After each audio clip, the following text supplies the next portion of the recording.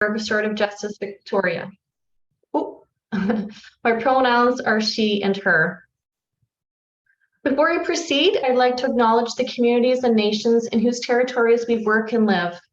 We acknowledge with respect the Lekwungen and Wasanich peoples whose historical relationships to the land continues to this day. We also want to acknowledge that we work alongside agencies and institutions in the criminal legal system that have been and may still be associated with colonialist practices.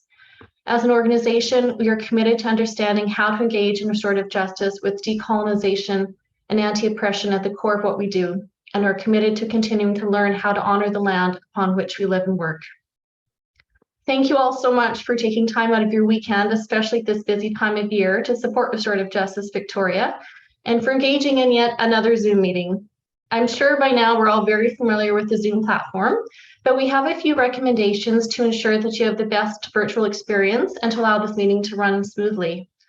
First, if you haven't already done so, it would be helpful to have your name show up in your window, as this will help us to know who's attending and for member numbers and voting purposes. You can choose to have your video on or off during the meeting, which is usually the bottom left of your Zoom screen. We will be recording this meeting though, so if you don't want to have your face potentially in the recording, please feel free to turn off your video. Everyone is started off as muted, so if you wish to ask a question or affirm a motion, you'll need to unmute yourself, and then please mute yourself again when you're done. If you do have a question when there's a speaker on, we would ask that you please put those questions in the chat rather than interrupting the speaker at that time. And if you have any technical questions you have or need assistance, then please message Dan in the chat. We have 3 motions to approve today, and we'll be using the poll function to do this. Please only vote, affirm or vote on a motion if you are a society member. This means you've paid for a membership or you're an active volunteer. How that's going to work is we'll ask for a first and a second to affirm the motion. Please unmute yourself and say your full name along with first or second so we can record this information for the minutes. The poll will appear on the screen when we're ready to vote, and just disregard this if you're not a member, meaning you won't pick any of the 3 options. Are there any questions about any of that? Cool. Okay. So for those of you who are joining us for the first time at an AGM, welcome. I hope this will give you a good overview of our organization and the work that we do. And I can't see everyone in the format, but I know from the attendance list that we have a number of old friends and supporters with us. And I'd like to thank you for your continued support of RJV. And one of those old friends and longtime supporters is the newly elected Mayor of Victoria, Marianne Alto. Prior to being elected Mayor this past October, she served for many years on City Council and throughout that time has been a steadfast supporter of RJV. So I would like to extend a very warm welcome to Mayor Alto and invite her to say a few words on behalf of the city.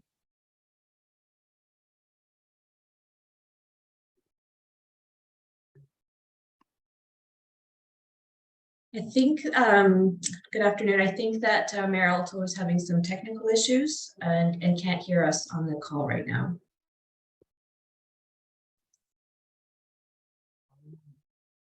You're muted, Aline. Sorry. I'll just reach out to Mayor Alito in the chat, see if I can help navigate this 1 second. Oh, okay, we'll just hold off for a few moments then. And if we're not able to do that, we'll just move on.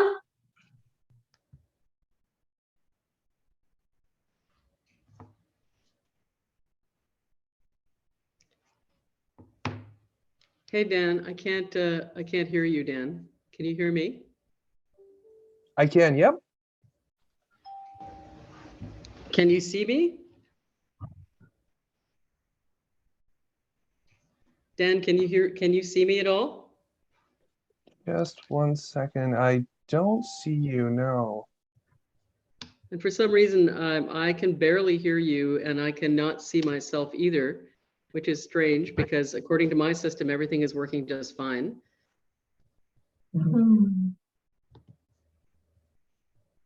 All it's telling me is that my camera is being used by an external app, that would be you, and so I don't have any control over it. Let me see. I'm just going to try and make you a co-host and see if that helps anything here. 1 second here.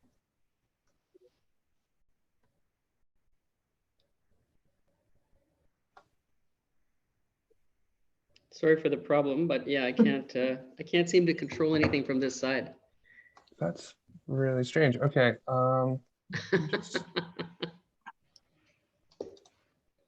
Well, I don't want to hold you up, so I'm not sure. Do you think you can, maybe I can just speak to the crowd and not actually be seen? Yeah, you are Sure. coming through. I'm just going to try and stop your video briefly and see if that resets it. 1 second. Okay, Oh, I see your name coming up. I can see my name. Yes, yay. That's a good thing.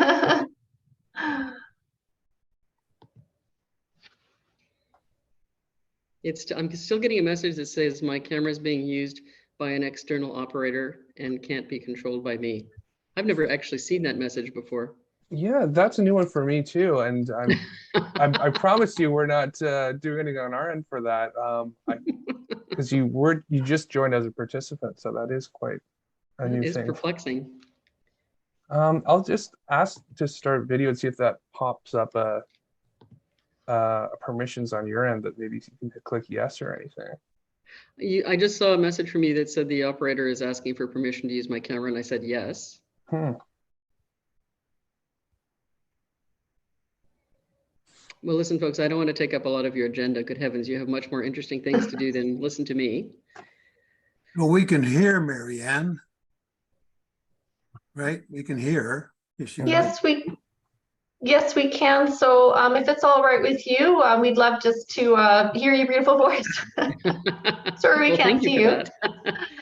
And thank you for your patience. My apologies for this. I've used obviously Zoom many times, and this is the same computer I always use.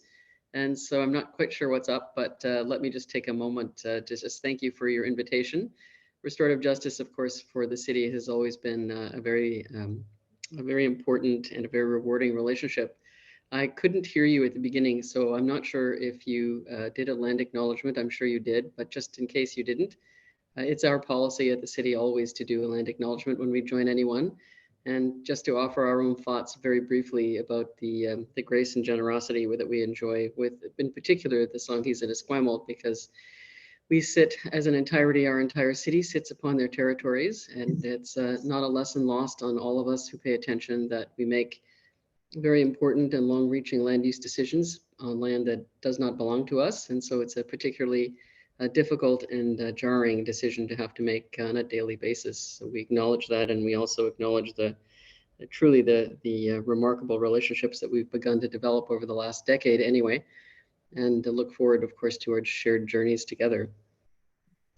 And that's, really restorative justice. It seems to me that starting with a land acknowledgement is just so incredibly important and contextually reasonable, because there's so much of the time, not just your work, but the work that we try and do at the city around truth and justice issues and around equality and equity issues really has, really benefited from the learning that we've had an opportunity to have with the nations.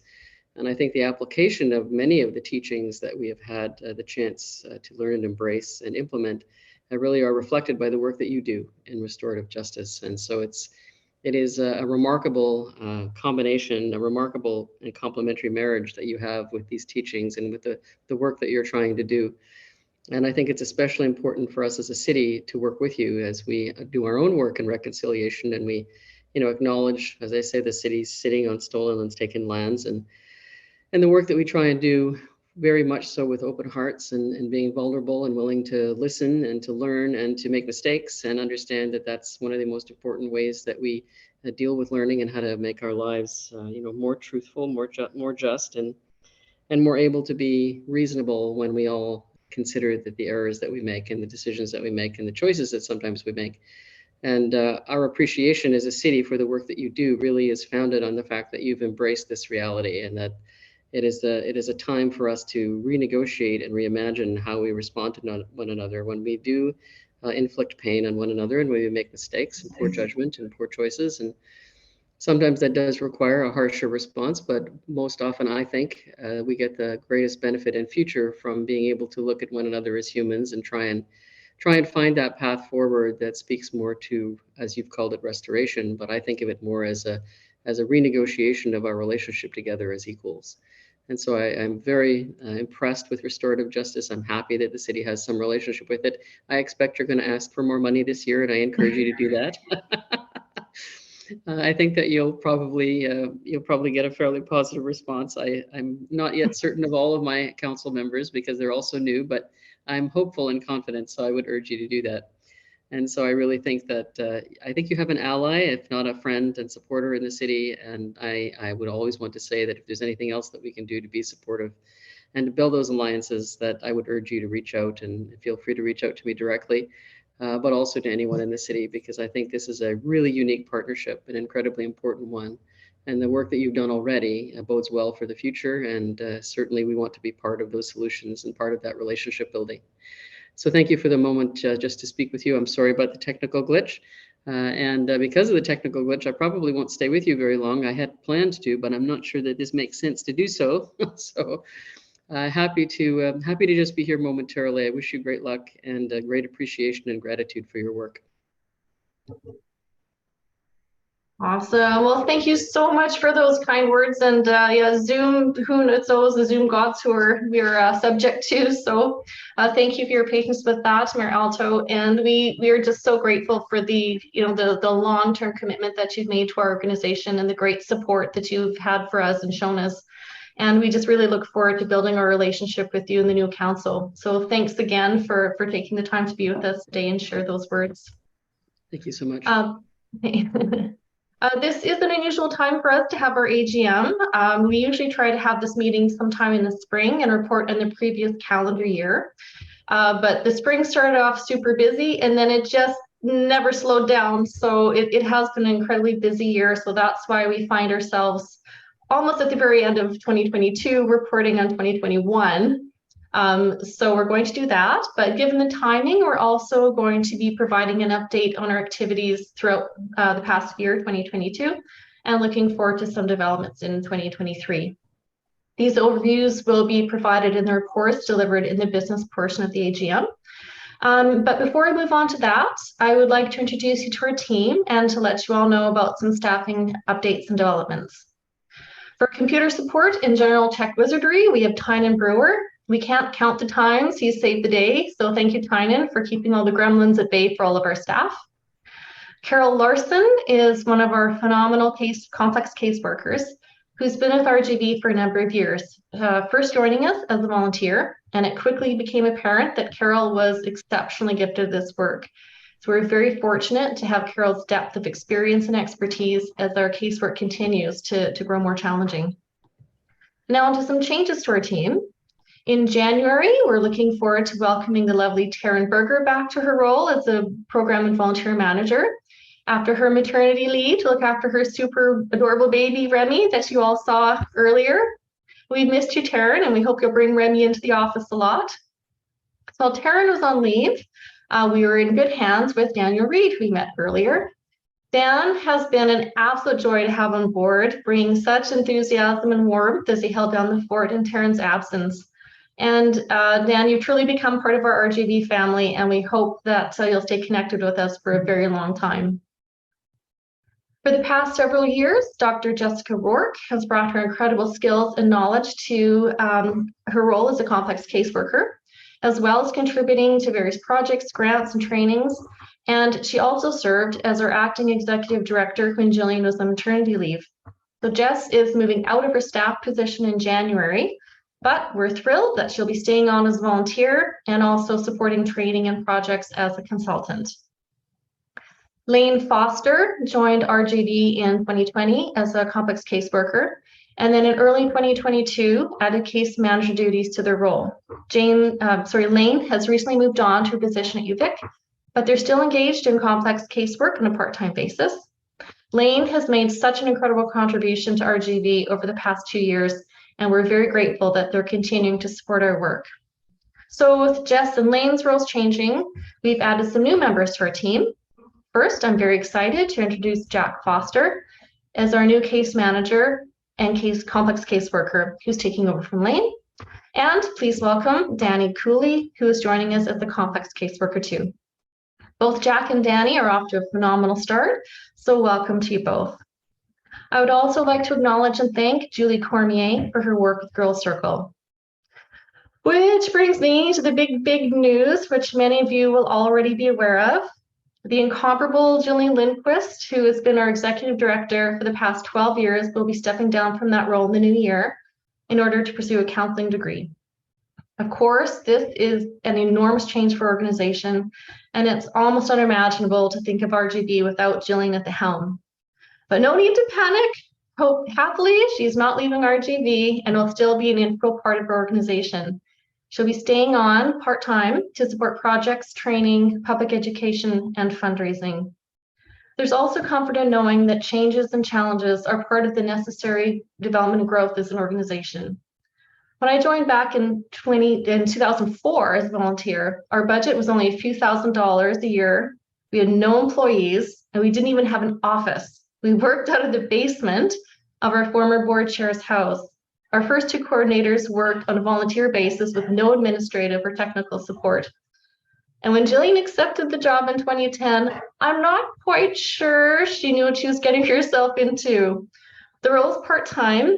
Well, I should say, because funding was still so precarious, the pay was part-time, but Jillian worked far beyond what was scheduled for her, to say the least. There's only a little bit of admin support, and we did have a small shared office space. And since then, we've continued to grow and develop and adapt and excel to the point that I'm proud to say that RJV is regarded as one of the best damn RJ programs in the country. And that is due to the hard work and dedication of all of our volunteers and staff over the past 20 years, but no one more than Jillian.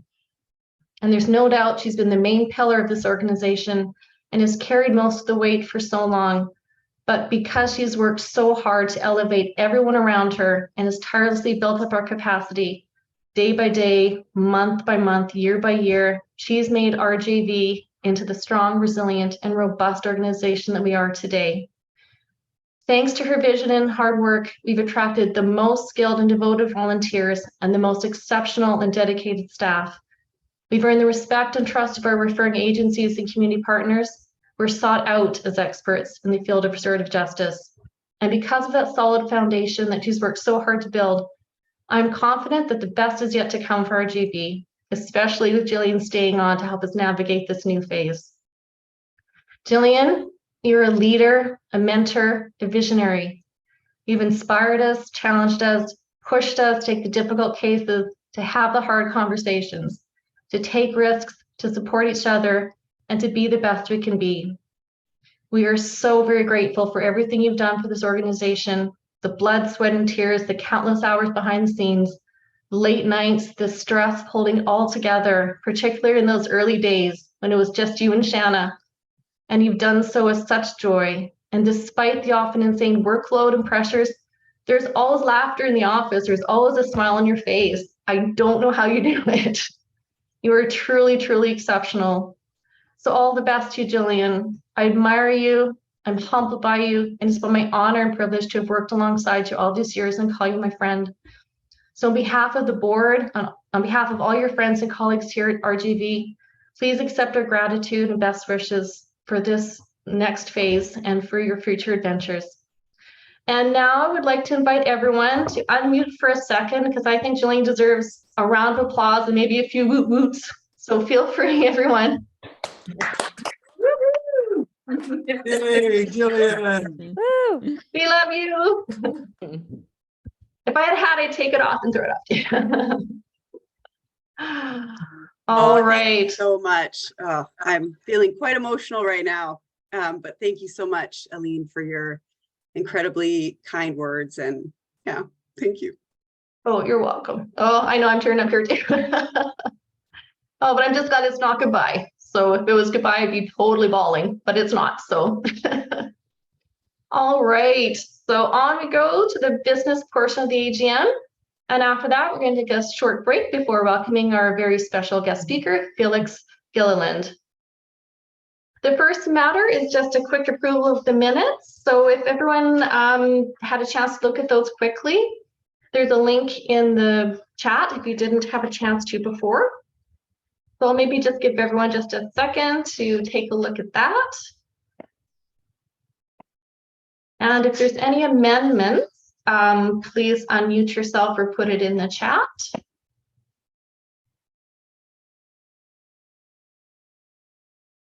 Okay, and seeing none, let's go to approving the minutes. So could I have a motion to approve the minutes? And if you could unmute and say your name, that would be great.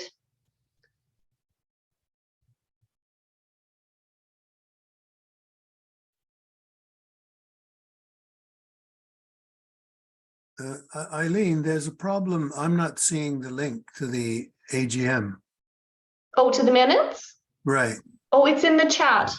I'm You're able, looking in the chat. at Somebody the else, very top. Aline, I don't think we see chat messages from Oh before dear. we Oh, joined. Dan, are you able to,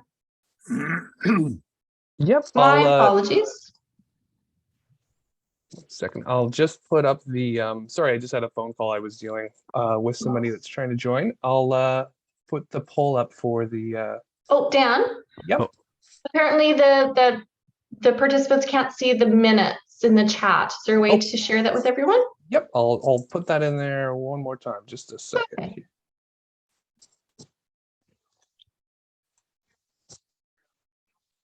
Okay. Can everyone see those now? Just popped up there. yeah, no. Great. Okay.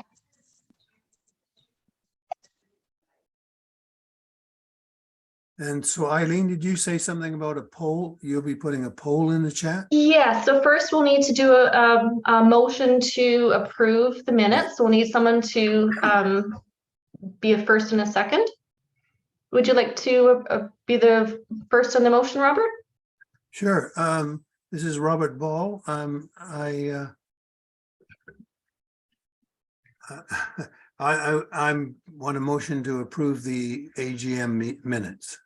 Thank you, Robert. And do we have a second?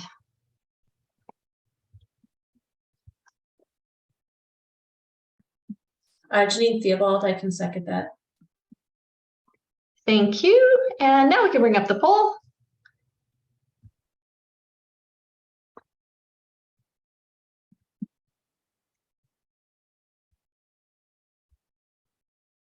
I'm not seeing the poll. Just bear with me a moment. It seems that since Jillian and I logged into the same account, I have to dig up the polls one more time. 1 second.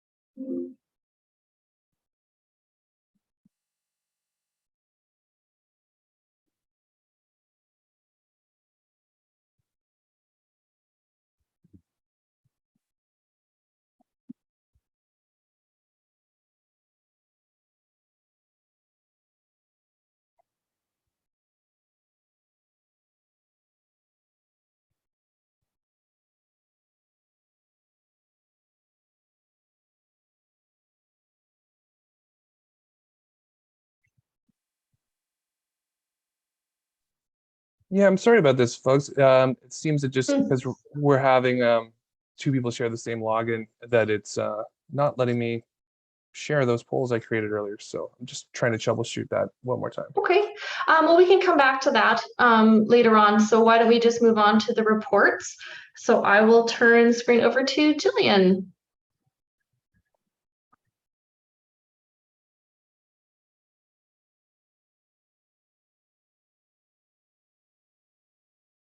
Sorry about that. Somebody's trying to get into the meeting, so I'm also trying to troubleshoot tech issues. We're all trying to troubleshoot tech issues here at this point.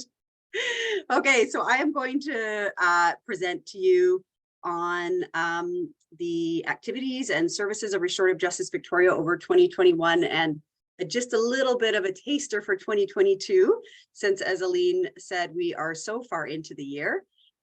So I'm just going to pull up my PowerPoint presentation here.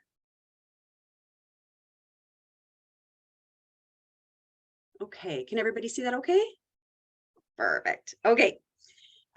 So what I'll be talking to you about today is just some of the specifics around our work, number and types of referrals, client demographics, outcomes, some case stories, discussion of our evaluation and our client experiences, some projects, our general observations and resulting goals, and just some information about our client experiences and sharing some of their voices directly. So in terms of statistics, over the 2021 year, we dealt with a total of 74 cases in relation to 97 offenses or harms that occurred in the community. We worked with a total of 74 what we call responsible parties, people who have caused harm, and 68 affected parties, people who have been directly impacted by those harms. We often have less affected parties in our process than responsible parties because we do sometimes get referrals for cases where there is no direct victim. In terms of our referral sources in 2021, most of them came from the majority of them came from the Crown's office. Well, I shouldn't say that. The most referrals we received came from the Crown's office with 31. We also got 22 referrals from Vic PD.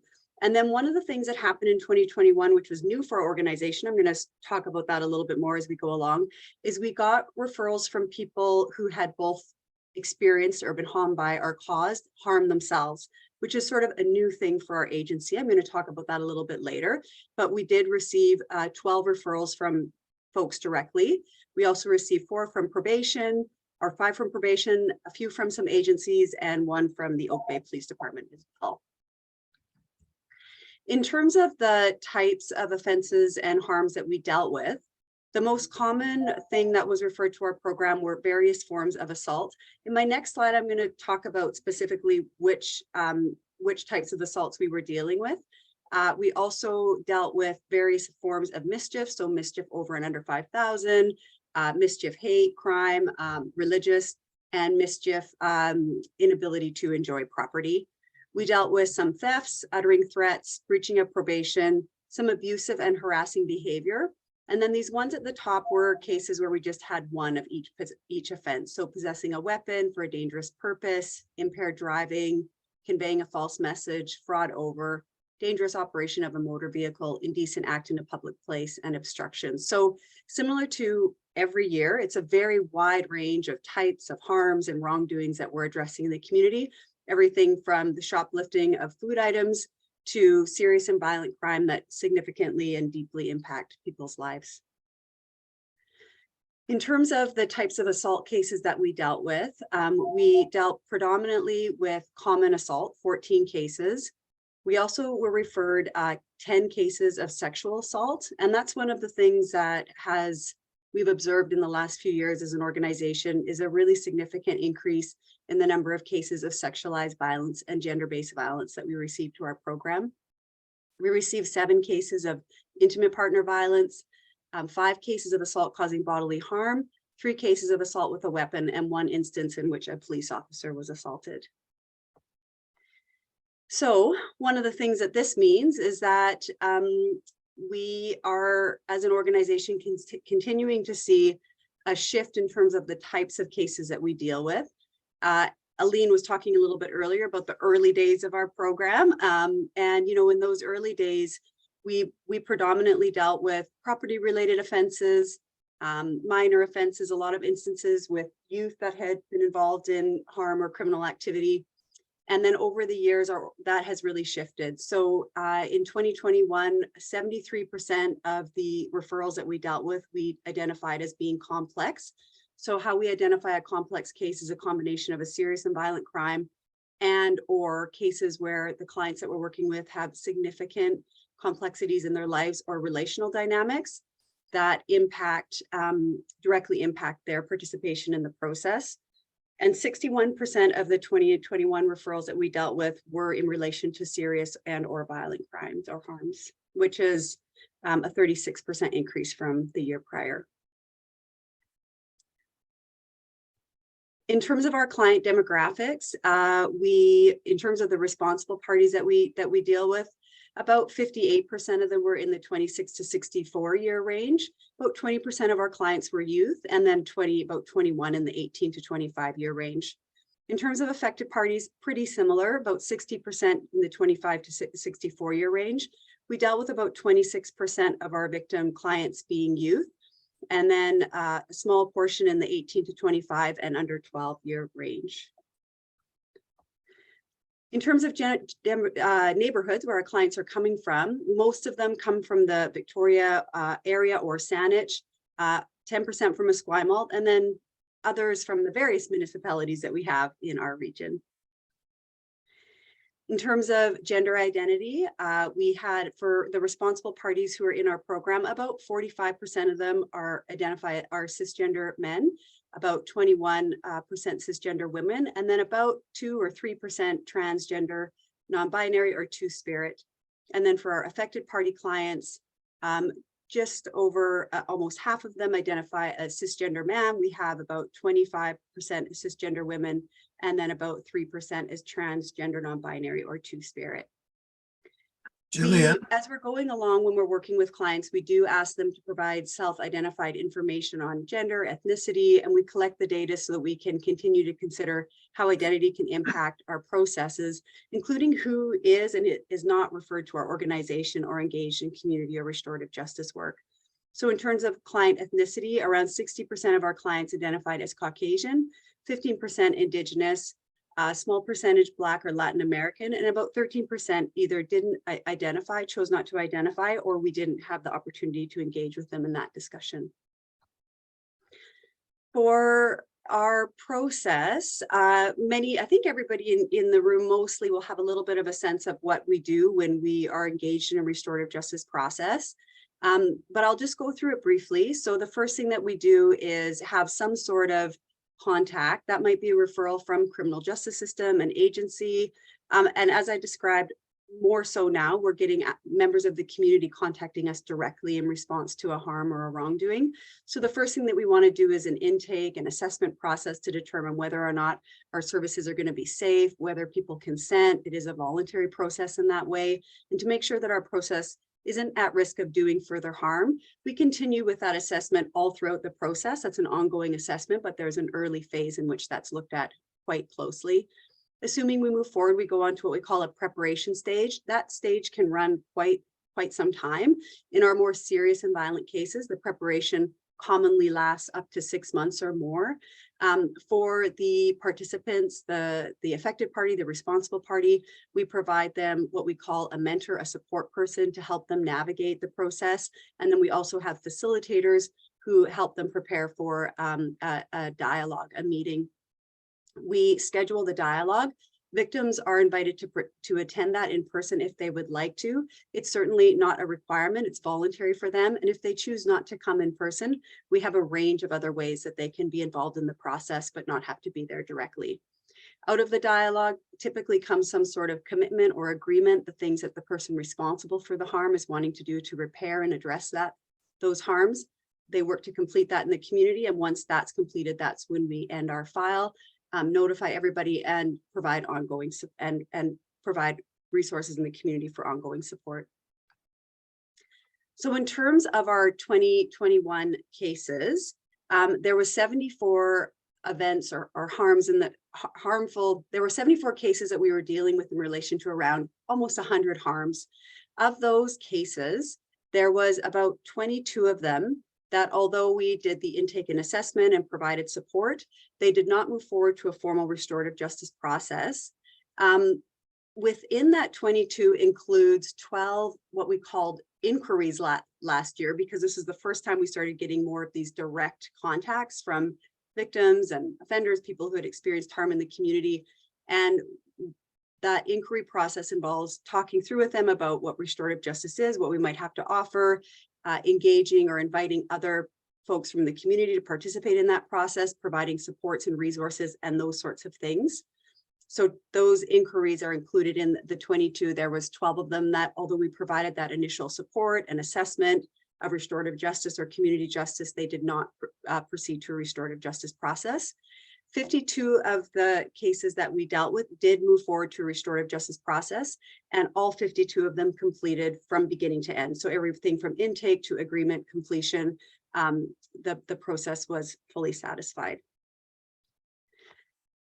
For the 22 cases that did not move forward, like I said, 12 of them fell into that inquiry and support category, where somebody reached out to us seeking a restorative justice or community-based justice process.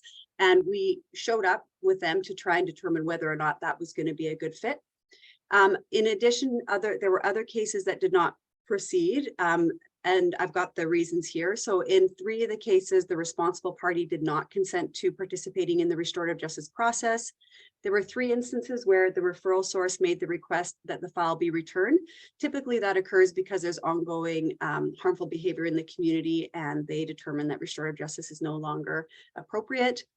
There were 2 instances in which we were unable to contact the responsible party, and 1 when the affected party did not consent or the responsible party did not agree to the allegations that were put forward against them.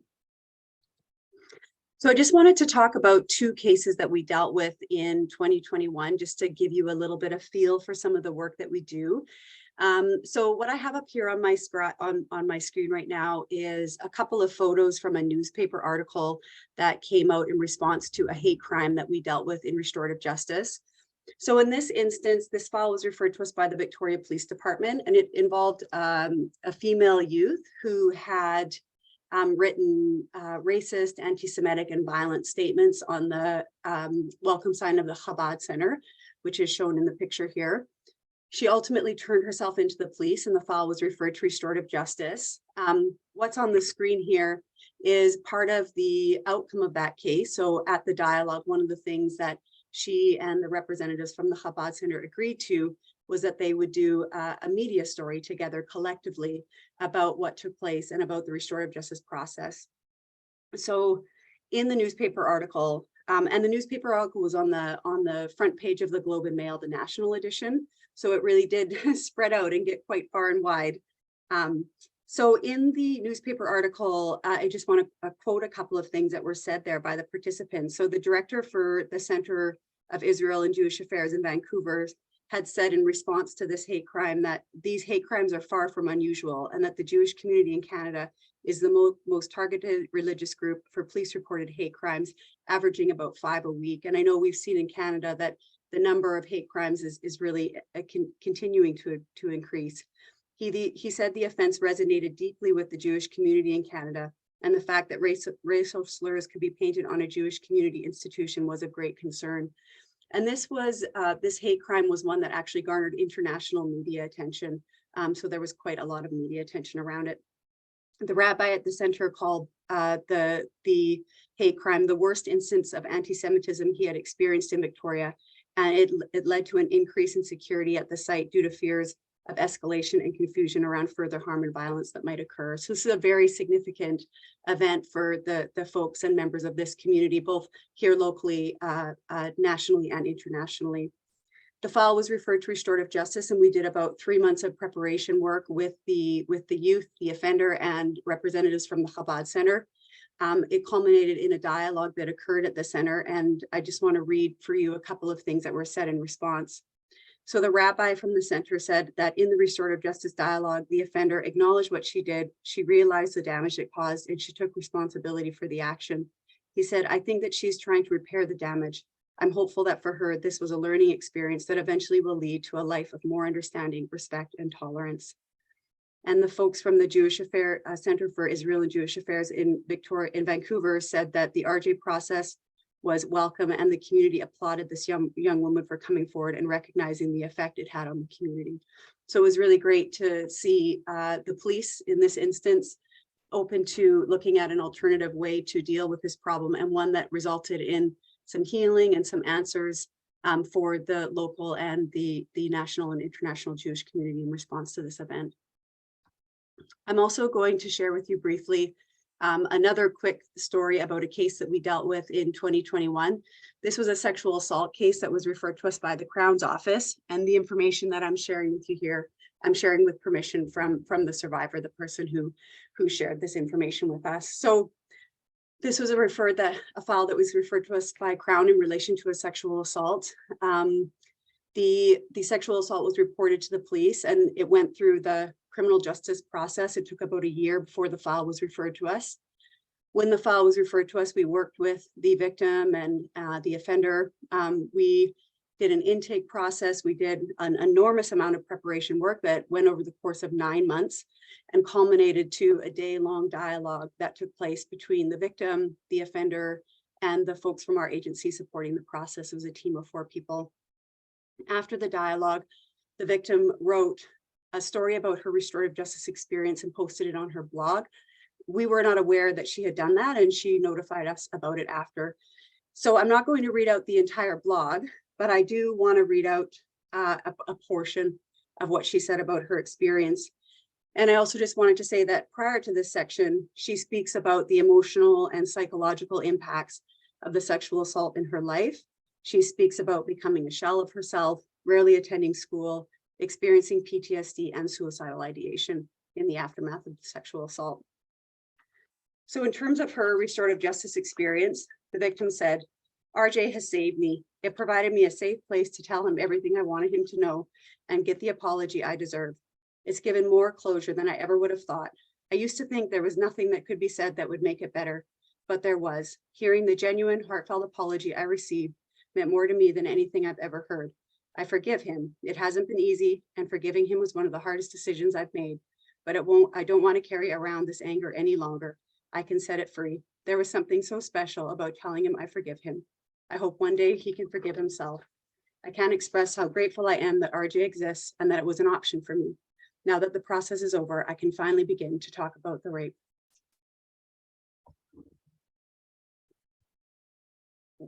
One of the things I should probably mention in response to that statement from her is that forgiveness, of course, is not a requirement in restorative justice. It sometimes does happen, and it's something that victims can feel compelled or feels a meaningful part of their journey and their process. But it's, of course, something that we never expect, we never push, and we never recommend or suggest. But it is something that can occur for folks. So in terms of feedback, we do have an evaluation system that we use at our organization. And in terms of victims who went through restorative justice, we had really high satisfaction, which is very common for us and is also very reflective of the vast amount of research there is on victims' experiences with restorative justice. So when we asked, would you recommend restorative justice to somebody else, 100% said yes. And all the victims that we spoke with said they either agreed or strongly agreed with feeling supported by staff and volunteers, that the process helped them find their voice and have a voice in determining the outcome of their case, and that the impact of the harm they experienced was acknowledged and understood by the offender and others. In terms of the responsible party, again, said they would recommend restorative justice to someone else and either agreed or strongly agreed that RJ contributed to their process of moving forward, that it helped them address the damage that they caused, and that they were in the process able to take responsibility for their actions and apologize for the harms that they had caused on others. I just have also here some quotes from offenders and victims that we worked with in 2021. I'm just going to put them up on my slide here one at a time, and I'll just give you a couple minutes to read them on your own.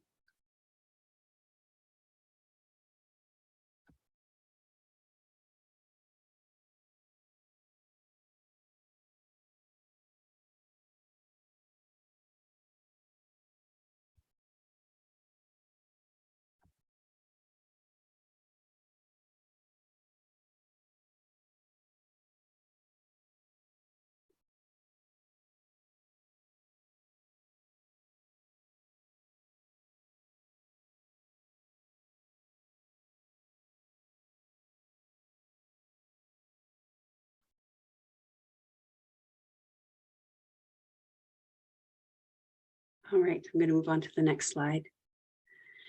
So in terms of some of the projects that we have been engaged with, we, in 2021, as Aline was mentioning, we did a project that was facilitated and run by Julie Cormier. We'd hoped she would be here today to talk a little bit about the end of that, but she actually just had a baby, and so it's not the right time.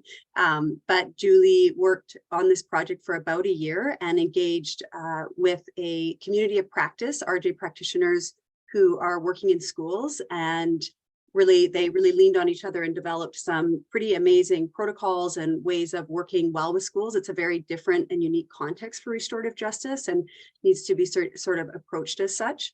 She was able to build some really wonderful relationships with school administrators, school counselors, and teachers within Victoria and in Saanich, and provided some RJ training for them around how to use restorative justice in their classrooms, but also how to speak with people about the option of a referral to our program.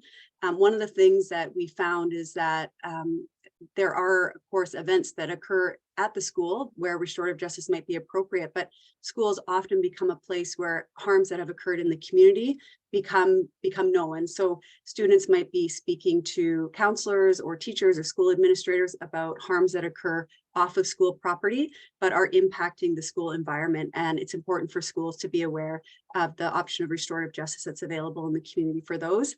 So Julie, alongside with the schools, was able to develop a referral guide and some materials to provide to students and their families in the aftermath of the harm that's occurred. We received funding as well from the United Way of Greater Victoria to develop a specialized training and roster and support for volunteers and staff members who will be working on cases of sexualized violence.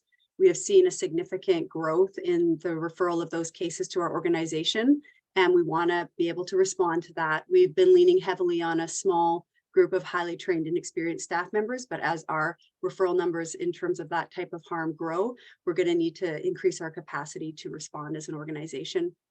We also received funding from the Victoria Foundation to engage in a justice, equity, diversity, and inclusion analysis within Restorative Justice Victoria to increase our capacity to work from an anti-racism, anti-oppression, and equity lens, both in terms of our internal organization, but also in terms of how we engage restorative justice in the community. In follow-up to that, we'll be providing a training to the volunteers at our organization.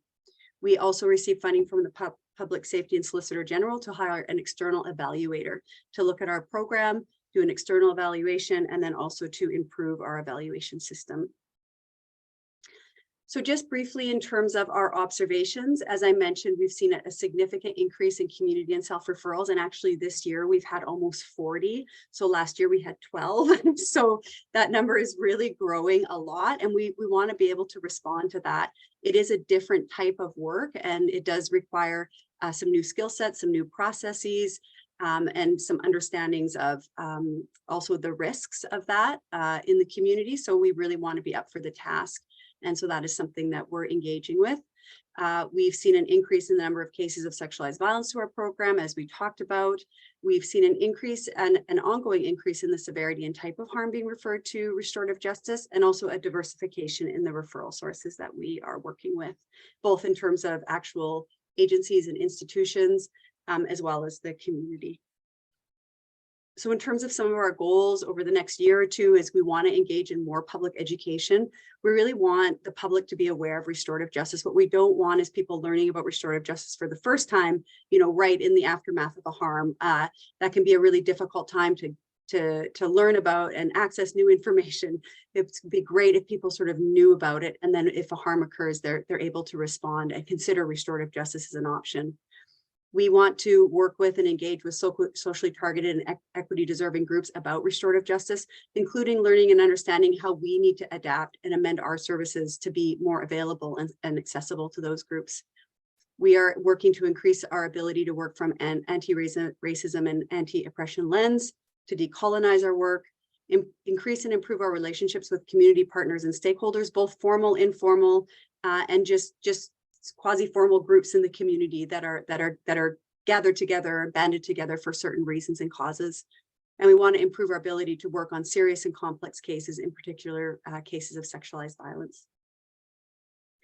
So that is it for me. It's always a lot to try and cram in a very short period of time, but thank you so much. And I just want to say I'm not going anywhere, so this does not at all feel like a goodbye, but it certainly does feel like a change. And I just want to say a huge thank you to everybody at Restorative Justice Victoria, our board, our partners, our volunteers, our staff. This has honestly just been such an amazing and wonderful and difficult at times experience to be in this role. And it's just been such a blessing and such an important and integral part of my life story and my journey. So thank you so much. And thank you for being here today and listening to what we've been up to. Much appreciated.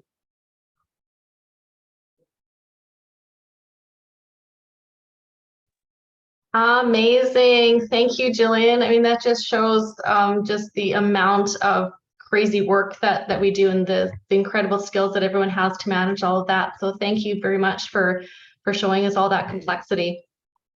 Dan, we'll turn over to you for the for your report. Wonderful. Thanks so much. Just prior to diving into that, Felix offered to help get the AGM pull up because he's a co-host and is able to share that. Did we want to do that now, or do you want to save that to after the presentation? Sure, if we can do that now. Is everyone ready for that? We've already had the first and seconder, so if we could get the poll up, we can just get that out of the way.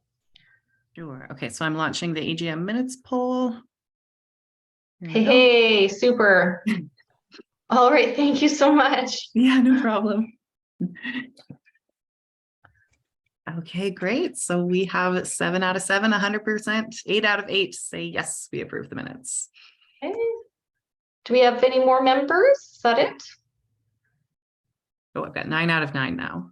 Sweet.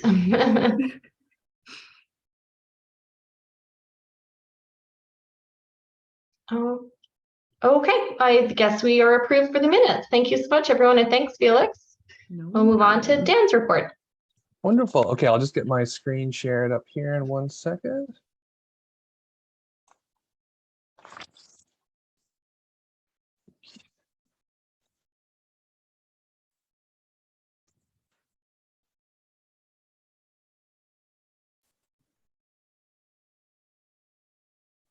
Oh, sorry, one moment here.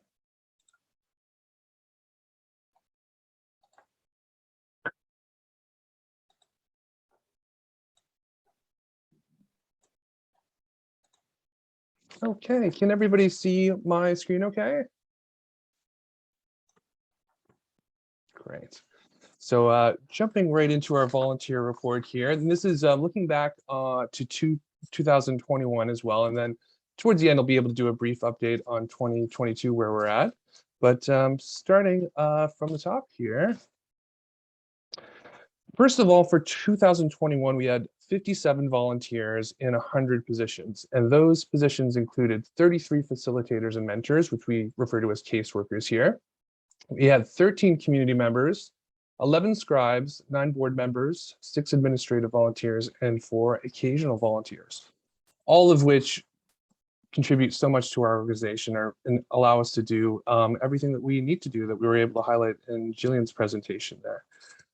Part of that involves quite a number of trainings that we're able to do. And once again, throughout COVID, we had to adjust and do a lot of this training. Actually, for 2021, it was entirely virtual again, which just changed the dynamic that we were used to previously, but everybody was able to adapt along with us and be able to share their amazing energy and creativity with the casework that we were able to jump right into with them. But prior to getting to that, we needed to do another round of initial and advanced caseworking training.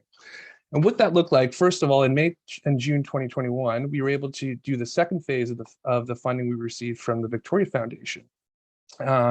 During this intake session, we had 14 volunteers that we were able to recruit and train to be facilitators and mentors. And that required over 45 hours of training that included topics on restorative principles and practices, communication skills, trauma-informed practice, victim-centered practice, and all working around the complex cases and how to approach them that were undertaken over 2 days of role playing.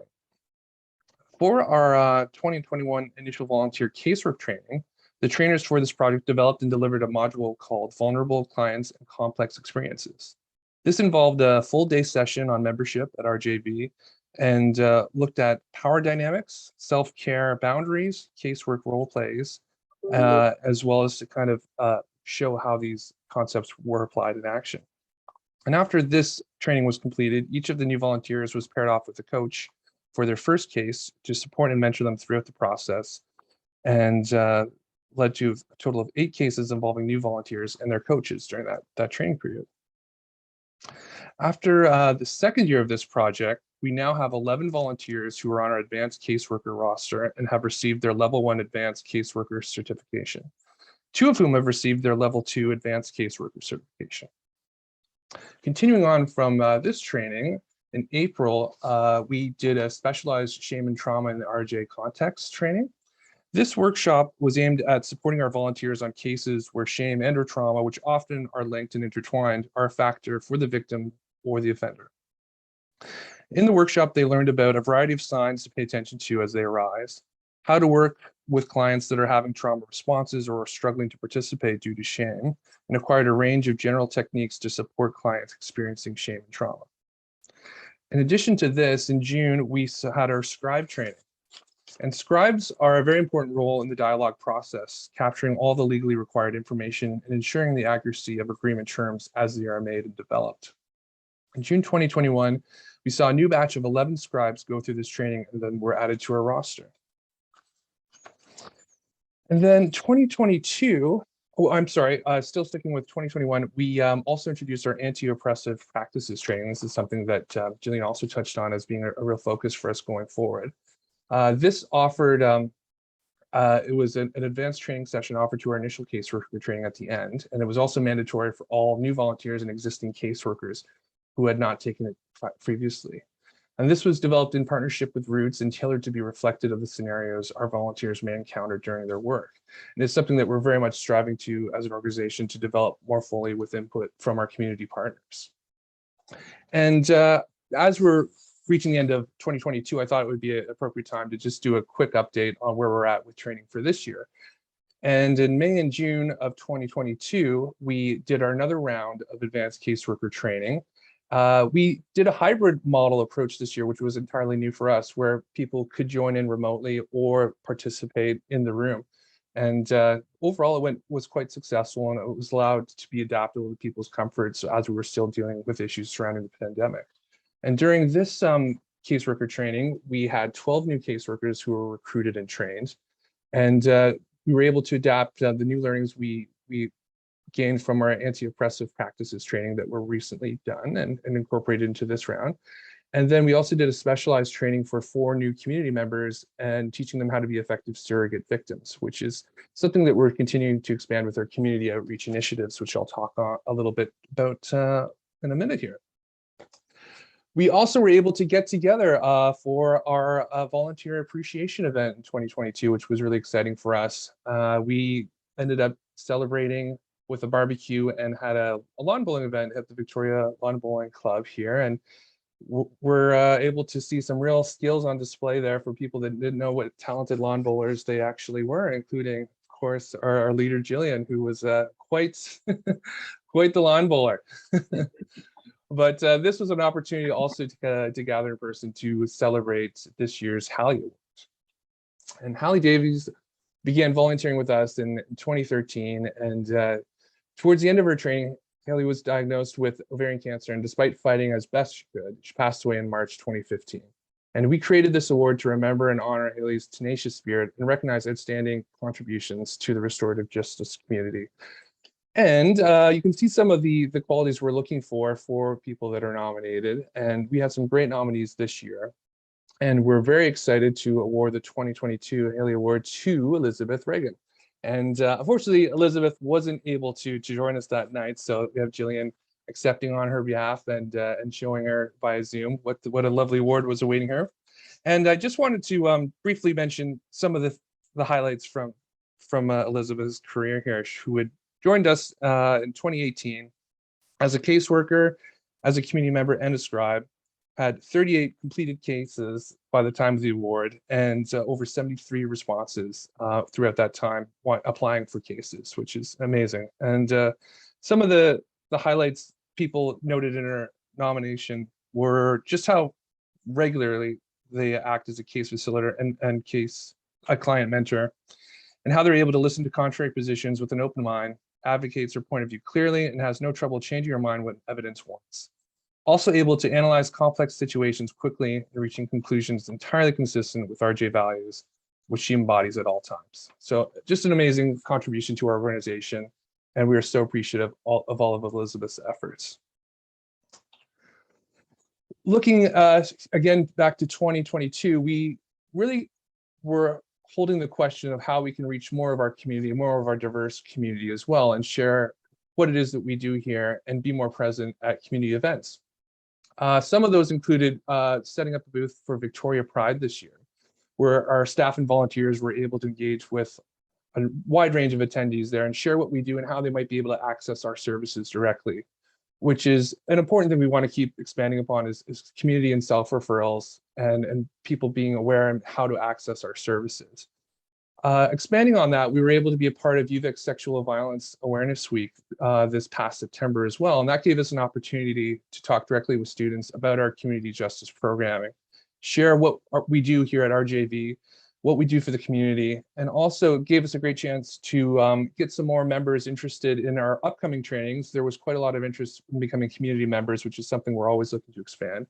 And just getting people on our newsletter where we're able to share recent articles and studies that are happening in the RJ community as a whole, outside of just what we're doing locally, but hopefully be able to gain some more representation throughout the community for future and upcoming trainings, which is something we're really looking forward to implementing for 2023. And I'll just leave that with you as well, just that question of how we can reach more of our diverse community. And we're always open to ideas here and would love to engage more with any creative ideas that you would like to bring to the table on how we could be present at more and more events. So we would love to hear more from you on that topic going into 2023. And finally, we just would like to say a really heartfelt, we love you volunteers so much for what you do. You really are the foundation of our organization here. You continue to inspire us with your dedication, your compassion, and your immense talents that contribute so much to our community while helping shape the future of restorative justice globally and also locally here. And we really appreciate all your efforts and all the time and dedication to continuing to develop those skills and principles alongside us. So thank you so much.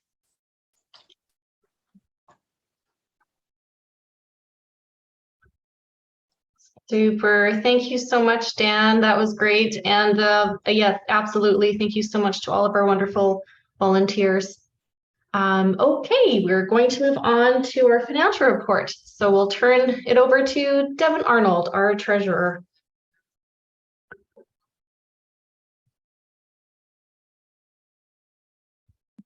Thanks, Celine. Just give me 1 sec here to pull up the presentation.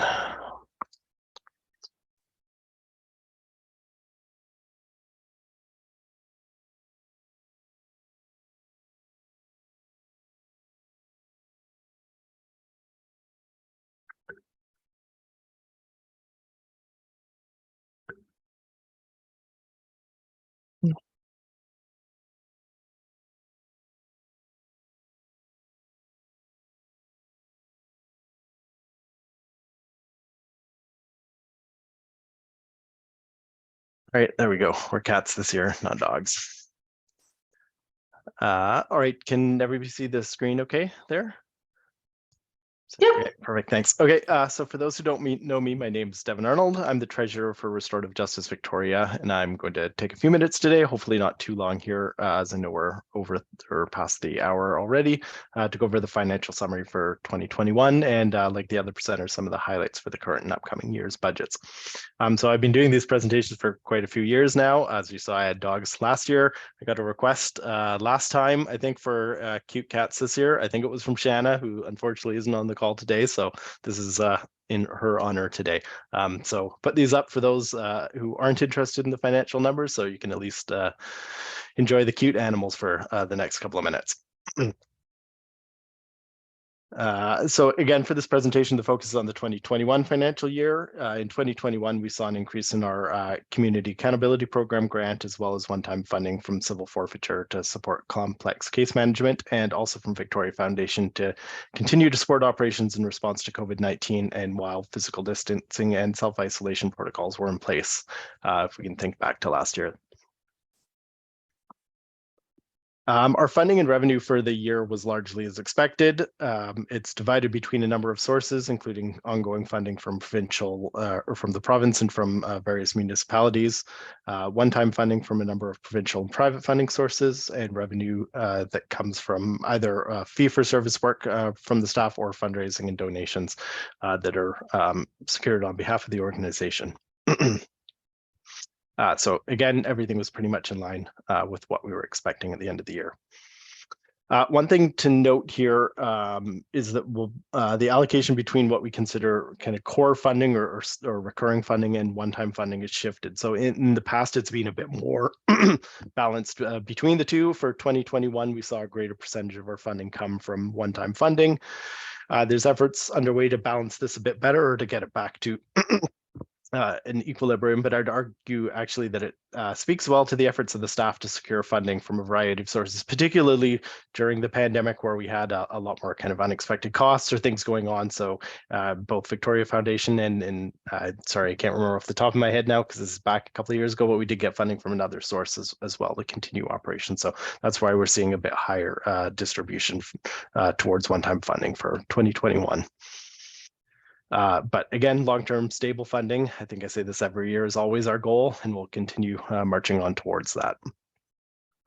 Total funding and revenue for the year is just over $253,000. And as you'll see in a couple of slides, it's even higher. So I just reflecting back on what you said at the beginning of the session, Aline, where we started this as a volunteer kind of no budget operation on a shoestring budget. I think it was about $30,000 a year when I first came in. So we're up almost 10 times overall. So again, I think this speaks to just the amazing growth of the organization. And again, Gillian, to single you out, the work you've done over the last 10 years to kind of help grow the organization. Although I realize it's a whole team effort as well. As far as operating expenses, these are similarly, we're in line with expectations. Staffing costs were a bit higher. Some of the other operational costs a little bit lower as we were focused on service delivery and less on things like travel or professional development. Well, for the year, just because we were so focused on operations. Overall, for operating expenses, the vast majority of it goes towards staff salaries.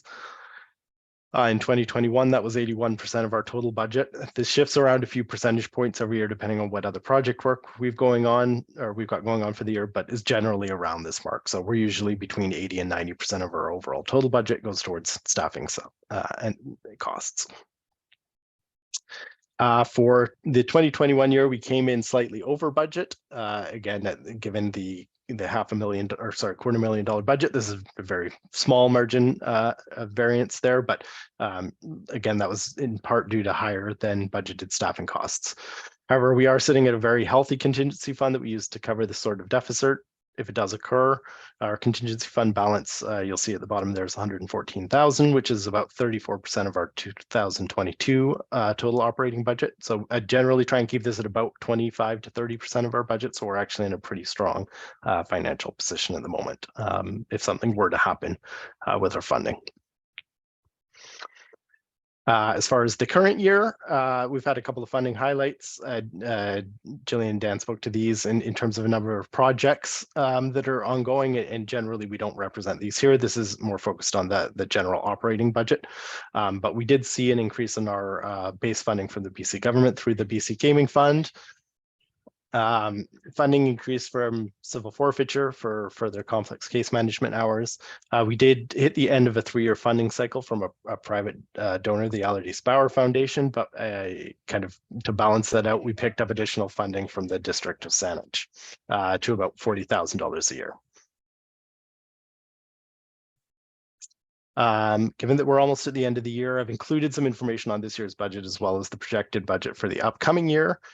Normally, we don't present this until later in the spring, so there are still some gaps in here and some additional money that we're expecting. We've got a couple of in-progress grant applications, which we expect to be confirmed in the early spring, but aren't included here, which is why you'll see the projected 2023 budgeted amount for the moment is considerably lower than our 2022 amount, but we expect this to go up as we finalize things and put together an official budget for the spring. As far as current year expenses, we're trending towards a surplus actually of about $14,000. If this holds, we expect this to be applied towards what we're showing right now as a shortfall for 2023. If we're not successful in any further funding, this shortfall is projected to be about $45,000 and will be covered by the surplus as well as a draw against our contingency fund. Although, as I said, we've got a number of grant applications which we expect will cover that shortfall. So yeah, again, as I said, overall, we're in a strong financial position thanks to our various funders and donors. Again, I'd like to see us move towards a greater percentage of funding coming from recurring sources, but I continue to be happy that we are able to fund the organization in such a consistent manner year over year, regardless of where the funds are coming from. And again, a lot of the credit goes to the staff. Again, Jillian, I know Lane's been integral in grant applications as well, and going forward, we'll continue to continue on with that work. I was going to mention Marianne, but I don't think she's on the call anymore. That doesn't, just because we're in a good financial position, doesn't preclude the fact that we could greatly benefit from additional money. So we will continue to look for other sources of funding. Our staff does great work and are all fantastic, and I'd really appreciate being able to offer everyone more hours and ideally bump up the pay a little bit, but we'll continue to work on that going forward. So I think that's all I had to say this afternoon. I wanted to try and keep it to 5 minutes, and hopefully I was able to do it there.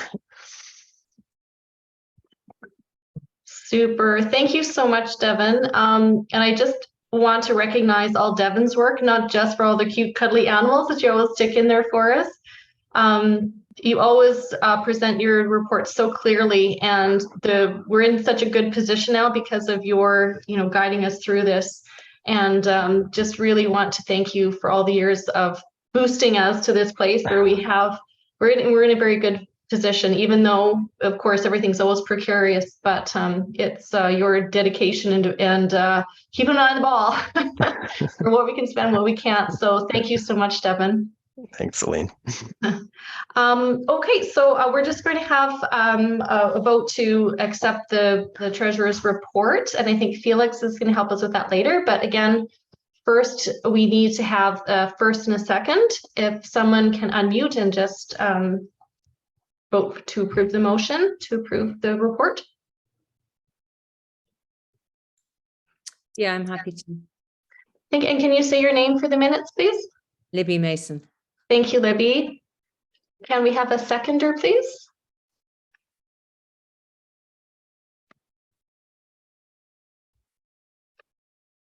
Don't be shy, everyone. I'm happy to second that. Thank you, Dan. Okay, so we'll go on to the poll. Felix, if you're able to bring that up for us. Thank you. All right, and we'll vote there.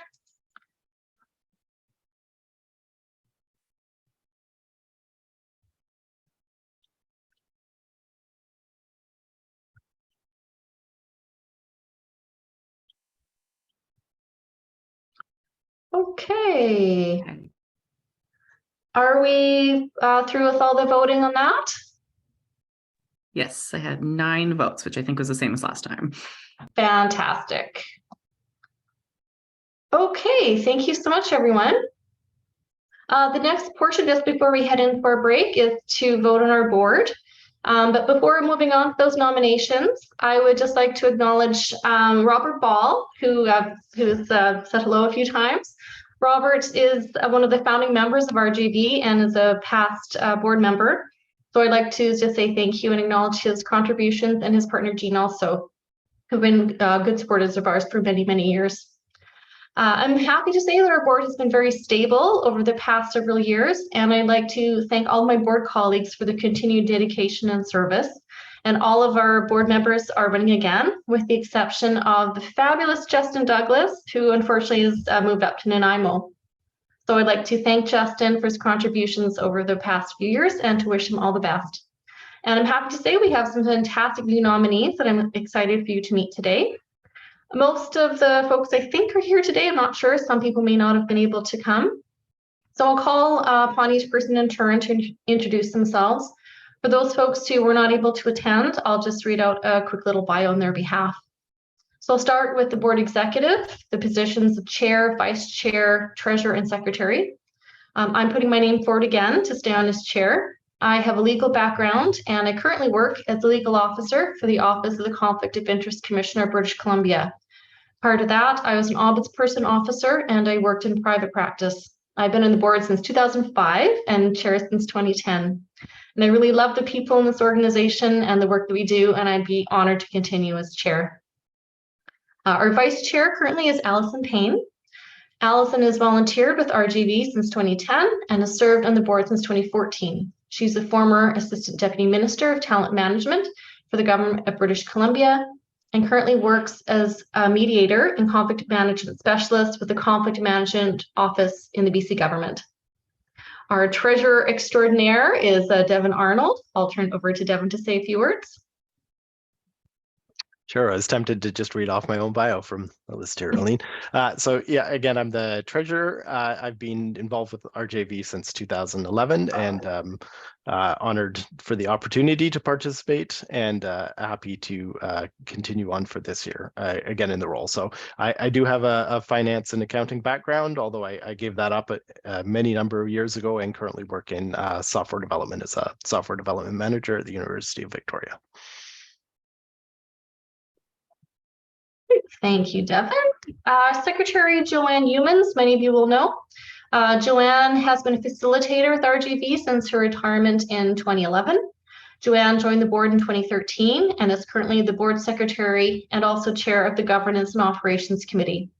Joanne's background is in healthcare, both at the bedside and executive level. She also worked for the Auditor General of BC and had her own private coaching practice. We have several directors at large, some new folks in here. Is Morgan Ambrose here today? I can't see everyone. I don't think she's here, Aline. She is here? Okay, I'll turn over to her. Oh, she's not. Oh, okay, sorry about that. Then I will read her bio. Morgan has been working with families, Morgan's worked with families and youth for the past decade, specifically in the area of wilderness therapy, mental health and addiction. She has an MA in conflict analysis and management and has recently become an associate mediator with Mediate BC, working with Legal Aid BC's Family Resolution Program. Morgan is new to RJV and recently completed the volunteer training this past spring. Okay, is Melissa Carvalho here? Okay, I think she's intending to come. Melissa has been on our board for the past year. She has completed the first year. Oh, did I hear sound? Sorry. Anyhow, Melissa works as a public affairs consultant, providing strategic engagement and advocacy support to clients across many sectors.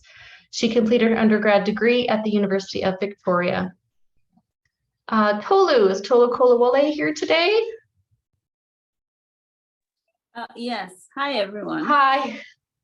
Yeah, so I'm Tolu Kolawole. I'm originally from Nigeria and I moved to Canada in 2018 to do grad school. I joined RJV in 2020. I was first a volunteer on the governance and operations subcommittee and moved to the board just last year, I believe. And so glad for the privilege and honor to serve on the board. Thank you, Tolu. Our next nominee is April Lagadin. April has over 2 decades of experience working as a financial services professional. She currently holds the position of Senior Consultant, Western Canada, for an established private wealth firm, providing executive coaching to private wealth advisors, planners, and senior leadership. She has a Bachelor of Commerce in Entrepreneurial Management and Master of Arts in Leadership from Royal Roads University. April has been an accredited financial planner since 2005. Our next nominee is Kelsey Lavoie. Is Kelsey here today? Yeah, thanks. Awesome. Hi, everyone. What a delight to be here. Yeah, I started volunteering with RJV in the spring, I guess is when the training happened. And yeah, just have been immediately and deeply touched by the work happening and excited to be here to contribute. My background is in law as well as human rights and anti-colonial. My master's is in Indigenous governance. So really pleased to hear of the work happening here around that and to contribute what I can to navigating that focus as well as the other big changes that are happening. Yeah, really pleased to be here.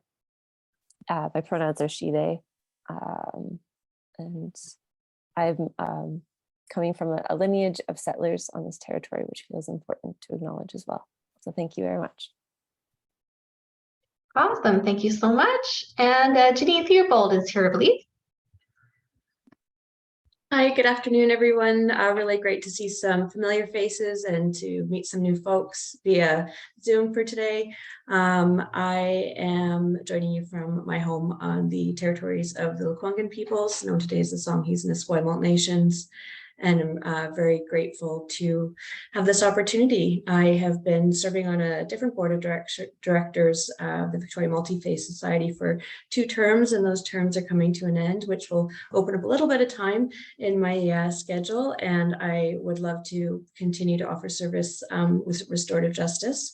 Victoria, I've been participating as a facilitator and mentor since 2015. And I can say, in addition to the transformative practice that I've seen, the forgiveness, the healing, I too have been really held by the team here and I think I just am so pleased to be able to hopefully continue to serve in this way. I'm currently a director with the Greater Victoria Coalition to End Homelessness. So I bring some not-for-profit skill set as well as community engagement and facilitation. And I really am delighted to hear about the varied skill set on the board and look forward to learning more from each of you as well. So thank you so much. Awesome. Thank you so much, Janine. And our last nominee is Dawn Thiessen. Dawn has been a board member since 2017. She has over 20 years experience working with children, youth, and families within clinical and residential treatment centers, healthcare settings, and a variety of multidisciplinary teams. For the past 10 years, she's worked as a mental health therapist and currently works for WAVAW. So that is our slate that we're presenting. But I would like to ask if there are any nominations from the floor. If so, you can just unmute yourself. All right, hearing none, then we can move on to voting for the slate of candidates as presented. Could I please have a motion to approve the slate of nominees?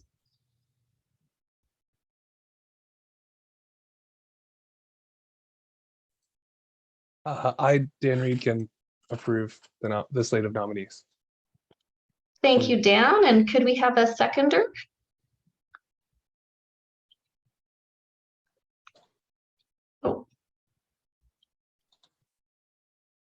Oh, I think Robert, were you seconding? Could you unmute yourself for the? Sorry, I thought it was unmuted. Yeah, I'm seconding the slate of board members.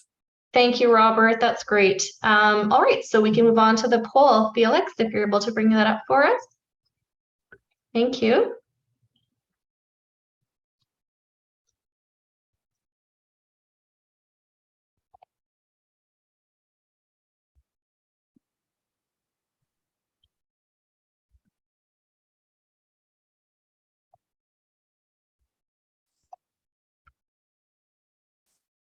Okay, are we voted?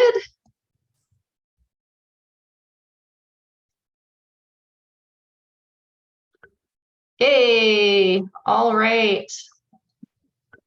Well, thank you very much. We are looking forward to serving you for the next year. Thank you very much to my colleagues from the past year. It's been really a pleasure to work with all of you, and welcome to our new members. It's gonna be fun. Okay, so we're running about 10 minutes behind, which isn't too bad for us, really. So let's just take a little 5-minute break, grab a cup of coffee and go to the loo if you need to. And then we'll be back with our very special guest speaker and poll master, Felix Gilliland. Thanks, everyone. See you soon.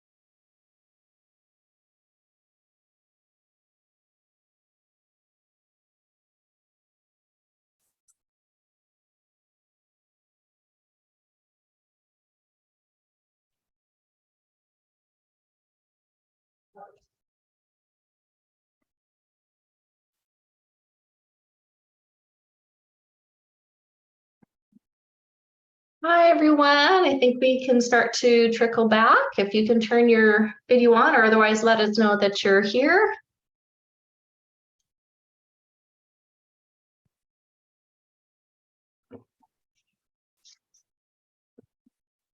Okay.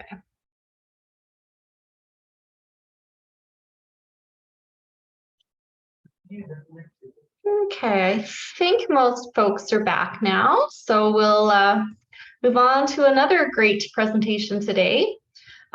Please help me in welcoming Felix Gilliland, who is presenting today on reimagining justice for survivors of sexualized violence. Felix is a white trans settler living on the territories of the Lekwungen-speaking peoples of the Esquimalt and Songhees nations. They work at WAVAW Rape Crisis Center as a manager of social change, where the work has included developing practices for trans-specific feminist support services, piloting transformative justice for survivors, and restoring relationships between feminists and sex workers. Felix has a background in mental health and addiction services in Vancouver's downtown east side, which informs their work to increase access for all survivors. Welcome, Felix.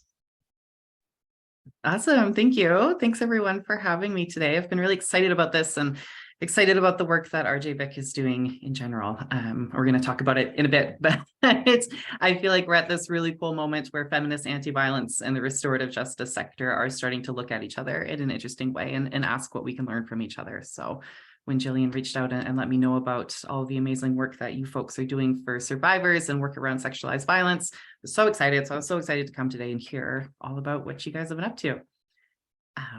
Okay, so right before, I'm going to pull up slides in a sec, but I just wanted to check on the time before I do that. I know we're a little bit behind, and once I get talking, I can talk all day. So I'm going to promise not to do that. Can someone just let me know though, how much time I do have to talk, what time I should wrap it up? I'd like to hear, I mean, I think we can go at least to like 10 to 5-2, and if you want to leave some time for questions. Yeah. Because my closing remarks are pretty brief, so we'd rather hear from you. Okay, cool. Great. So yeah, like I said, I'm going to pull up my slides in a sec. I will leave some time at the end for questions, but I also want to encourage folks to be asking questions, or, you know, even if you just have a comment or something you'd like to say throughout, please do. I always give a little disclaimer before I go pull up the slides and put a big screen in front of all of our faces. I hate Zoom. I hate this pandemic. I hate that we're still doing this virtually. And so, yeah, this weird thing happens where I'm going to pull up my screen and then we're not going to be able to see each other anymore. So I do encourage folks to either use the chat bar or just unmute if you have a comment or a question. I feel like we have these social norms now about interrupting. And so I always like to just encourage folks to pause that for a sec, and I will give you permission to interrupt me for the next couple minutes. We're going to pause the rules about interrupting, just because, yeah, I want to hear from you, and I want to hear about how everything is landing, and yeah, more about the work that you guys are doing.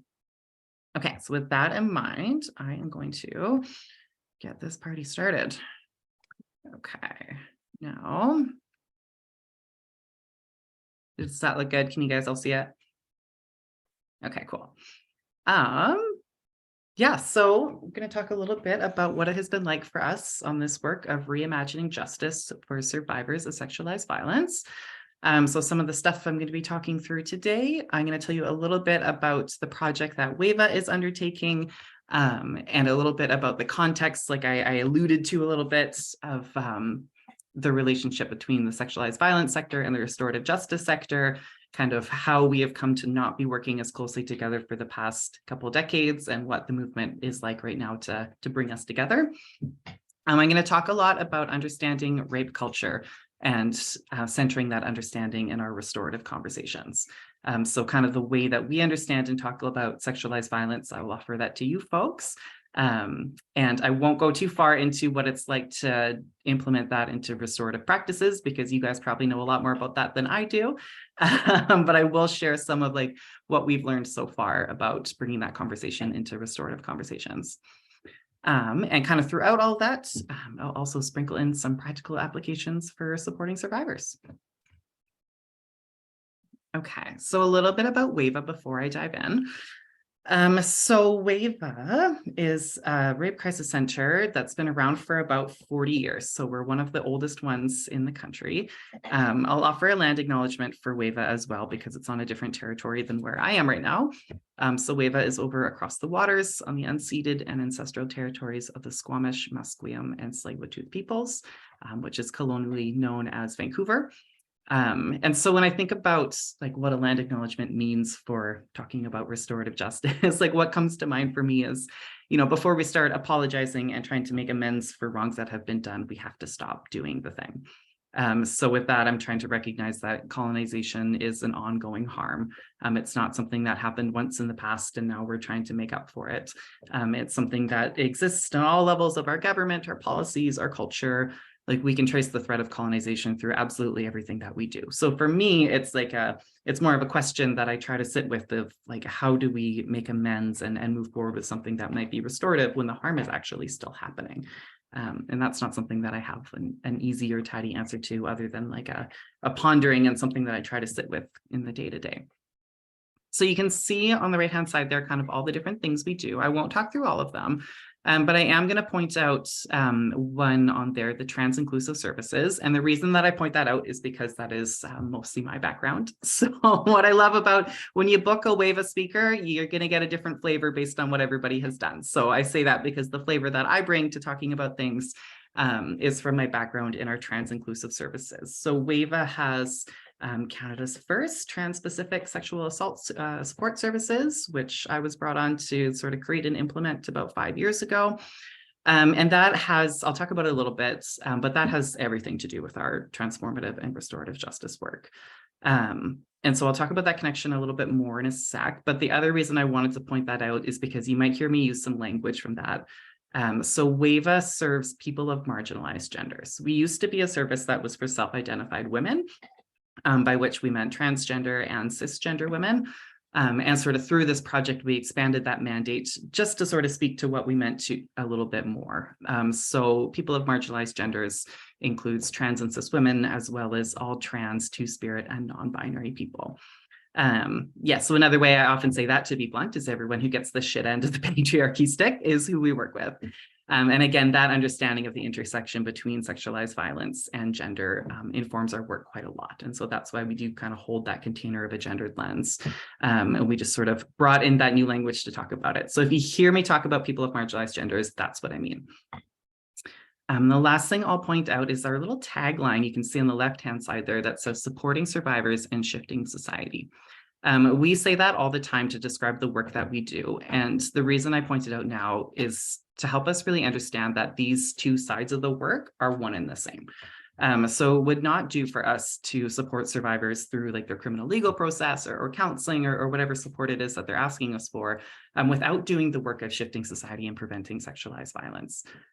So we often say that it is not enough to just bandage survivors up and get everybody more stable and then send them back out into the world that harmed them in the first place.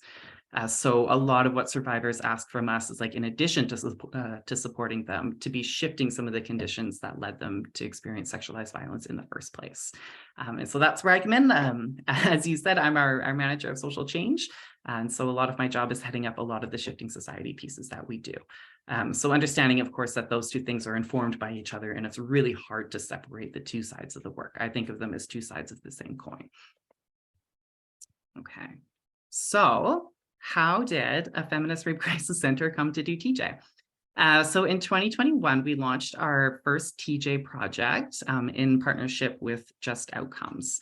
So I'm sure a lot of folks here are familiar with Just Outcomes. They're RJ superstars. We're working really closely with Catherine and Aaron to kind of help us along in creating this pilot project that we're working on. I'll also add to that, that's kind of half of our TJ work. The other half is leading a national coalition of sexual violence support services or rape crisis centers who are all kind of interested in doing restorative or transformative justice. The reason I say that is like, I love hearing from you folks about how the RJ sector is starting to think differently and more about sexualized violence. And I like to share that, you know, the same thing is kind of happening on our end. So I lead a coalition of, I want to say 15 or so like domestic violence and sexual assault services across the country who were all kind of interested in trying out TJ. And it's a supportive place where we all come together and talk about the hard things that are coming up, because there are some pretty crunchy pieces. Yeah, so that's the other half of what we're doing. And so we decided to pursue transformative justice after 3 years of community consultations through 2 projects. I won't talk about this too much because I know it's not what you're here for, but we kind of had 2 different projects going on at the same time over a couple of years that both led us down this road towards like, we need to do something around restorative or transformative justice. So the first one of those is our Justice Project. And now I'll try to speak to this one, but I didn't lead it. I wish we had our ED Dahlia here because she led this project and did a really cool job. But the Justice Project was a research initiative that Dahlia headed up for a couple of years. And the question was, how do we enhance confidence for survivors in the criminal justice system? And so Dahlia did a lot of talking to survivors, a lot of talking to community. And one thing that came really clear out of that, I could spend all day talking about this, this graphic illustration, but I won't. One thing that really came out of that was that folks were really interested in alternatives to the criminal justice system. I think it's pretty widely known at this point that the rates of conviction and like meaningful response from criminal justice towards sexualized violence is very negligible. About 1% of cases lead to a conviction, and I don't even know where, like, of that 1%, like how many don't go reported and don't go through criminal justice, because it's pretty notorious the way that criminal justice serves to re-victimize survivors. Folks are very often not believed. We've had 40 years of experience of watching survivors serve as like witnesses to a crime and then have their own integrity kind of interrogated throughout the process. So there's a lot of victim blaming and shaming that happens in the criminal justice system. And so one of the big outcomes from the Justice Project is folks were thinking, this system is just so not working for us that it's almost the wrong question of how do we enhance confidence versus how do we just do something else. Yeah, so some key outcomes from that process. So like I said, we're going to ensure that BIPOC, queer, and sex working communities are at the front. And there was a real call for investment in our sector, both in terms of partnerships with you folks kind of across the bridge in restorative and transformative justice, and also a real need for capacity building in our sector. Okay, this one I can speak to a bit more because this one was my program. So this is a graphic recording of a workshop that we did with Kai Chang Tom, who of course is an awesome activist and writer. She talks a lot about community accountability and transformative justice stuff. She was kind enough to stop by and give us a really great workshop a couple of years ago. And so, like I said, the Meaningful Inclusion Project that we led for 5 years is around creating and implementing sexual assault support services specifically for trans people.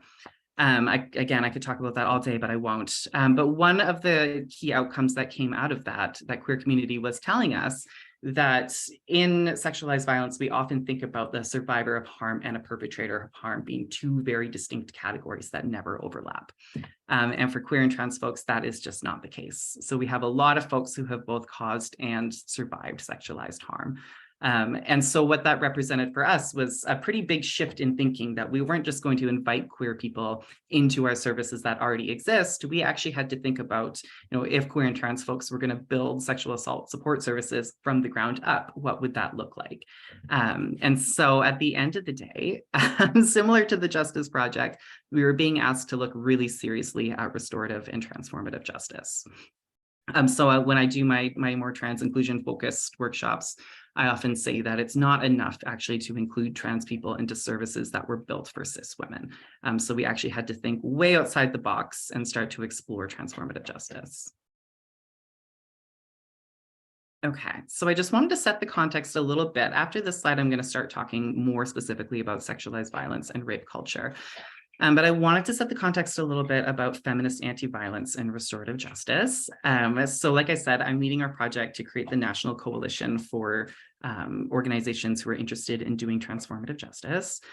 And one of the things that we found right off the bat is that there's actually a history of attempting this. I haven't been around long enough to remember this. Maybe some of you folks have. I think Jillian mentioned that she's been around long enough to remember this. But there's actually a history of trying to bring restorative practices into sexualized violence support spaces like WAVAW. There's really a call for us to learn from the history and course correct for better success next time. So to make a long story short, it's been tried before and it didn't go very well. And so I think like part of what happened from our side, from feminist anti-violence, was that there was this really ingrained belief that we needed to make sexualized and domestic violence a public issue versus a private issue. So kind of in the bad old days, there was a sense, like, especially if we're talking about things that are happening between a husband and wife, or like within heterosexual marriages, there was a sense of, she must have done something to deserve it, or it's a matter between husband and wife. And so a lot of what the feminist anti-violence movement tried to do was say, this is actually a cultural problem. This is a structural problem. And the way that we tried to do that was by bringing it to the court system, or bringing it to the criminal justice system, in order to get this sense of violence is being taken seriously and people really care about this. However, that kind of had some unintended consequences, one of which was deeper ties between feminist anti-violence and the criminal justice system. And so in more recent decades, we've heard pretty loud and clear within feminist anti-violence that these deep ties with the criminal justice system is actually upholding a lot of the same systems that cause sexualized violence. So of course, the criminal justice system has a lot to do with systemic racism, has a lot to do with homophobia and transphobia. And so our deep ties with the criminal justice system was actually cutting us off from the communities that we wanted to serve. Okay, so as I said, I think because of that rift that has happened between these two sectors, one thing that I've really found is that we've been missing out on learning from each other for a long time. I think there's lots that feminist anti-violence has to learn from the restorative justice world and vice versa. And so, as we're moving forward into like more bridge building stuff like this, I really try to say at the outset that what I'm here to offer is our understanding and our lens around sexualized violence. I think it's fair to say that you folks probably all know a heck of a lot more about restorative justice than I do. And so I really like to think of these things as being more about like knowledge exchange with each other. So I'm going to share kind of how we understand sexualized violence, and then some, I think, brief kind of touching into what that could look like for restorative practice. And my hope is that moving forward, we'll be able to do enough knowledge sharing kind of between our two sectors to come towards a really feminist informed version of restorative justice for survivors. So with all that being said, let's talk about sexualized violence. So if there's one thing that I hope folks can walk away really understanding from this, is that sexualized violence is about power and control. I think a lot of what we are taught to think about sexualized violence is that it's not about power and control, that it is about sex. So we're often taught to think that sexualized violence happens when somebody is just so like, you're so attractive and you're just so like lustful towards other people that we lose control of ourselves and commit sexualized violence. That's not how it is. I think through the 40 years that WAVAW has had working with survivors, every single instance of sexualized violence we can trace back to power and control and the removal of bodily autonomy. So some of the things I'm talking about when I talk about sexualized violence is not just rape. I'm talking about sexual harassment, workplace sexual harassment, street harassment, stalking, sexual assaults, sexual violence within intimate partner relationships, stuff that's happening online, childhood sexual abuse. What all of these things have in common is a differential in power between the survivor and the person who caused harm. And so I think what's really core to my understanding of sexualized violence is that we're talking about the act of power over and entitlement to another person's bodies. So when somebody is structurally valued less in our culture through all of the isms that we're going to talk about, racism, homophobia, transphobia, when somebody is valued less in this culture, there becomes a place where we can think of using power over on that person. We can step over their bodily autonomy. We might feel entitled to their bodies, because what these systems of oppression do is really dehumanize and objectify other people. So if through all of these isms and systems of oppression, I can think of somebody else as an object to be acted upon, it becomes a lot easier for me to use sexualized violence against them. Okay. So I think we'll talk in a couple slides about all the different ways that that power and control can show up within different systems. But for now, what I'll ask you to hold in your mind is first this understanding that sexualized violence is about power and control. It is not about sex. And the other thing is that the root causes of sexualized violence then are not like how attractive we might be or how anybody's sexuality is working, but those root causes are actually colonization, patriarchy, white supremacy, queer and trans oppression, ableism, fat oppression, all different kinds of systems that serve to dehumanize some people. Okay. So let's talk a little bit about rape culture. So I love this quote here. I'm gonna have to squint a little bit to read it. It says, what is rape culture? Rape culture is where rape and sexual violence is accepted and expected as a norm. And so when I talk about rape culture, I often say it's a bit like asking a fish, how's the water? So for those of us who are raised and socialized as people of marginalized genders or people who aren't cisgender men, it can be really hard for us to spot the ways that rape culture has showed up so much in our lives because it is so much part of our everyday experience and so much of the water that we're swimming in that it can be really hard to look at individual things and say, oh, that's rape culture, and oh, that's rape culture too. But I think once we start to see it, there's a bit of an unraveling that happens where after a while, it's kind of all we can see. And so, yeah, as this quote says, rape culture is the idea that we live in a world where sexual violence and rape are expected and are considered the norm. So as I said earlier, objectification and dehumanization are what make harming and enacting violence on someone possible in the first place. So when someone is seen as less human or less than, we can treat them kind of however we want, and it's much easier to commit violence against them. So when we live in a culture where certain people are less valued because they're different, they don't fit into kind of the dominant culture narratives of what's normal or valued, it becomes a lot easier to use sexualized violence against them. So the important thing to know about sexualized violence, firstly, is that rape culture is the status quo. So we're going to talk about this a little bit more in a sec, but like if we can just try to drop into that understanding that rape culture is so invasive and it's so around us all the time, that if we're not naming it and talking about it, we can be upholding it in a way that I don't think we mean to. So because it's so normalized and expected, it almost becomes invisible.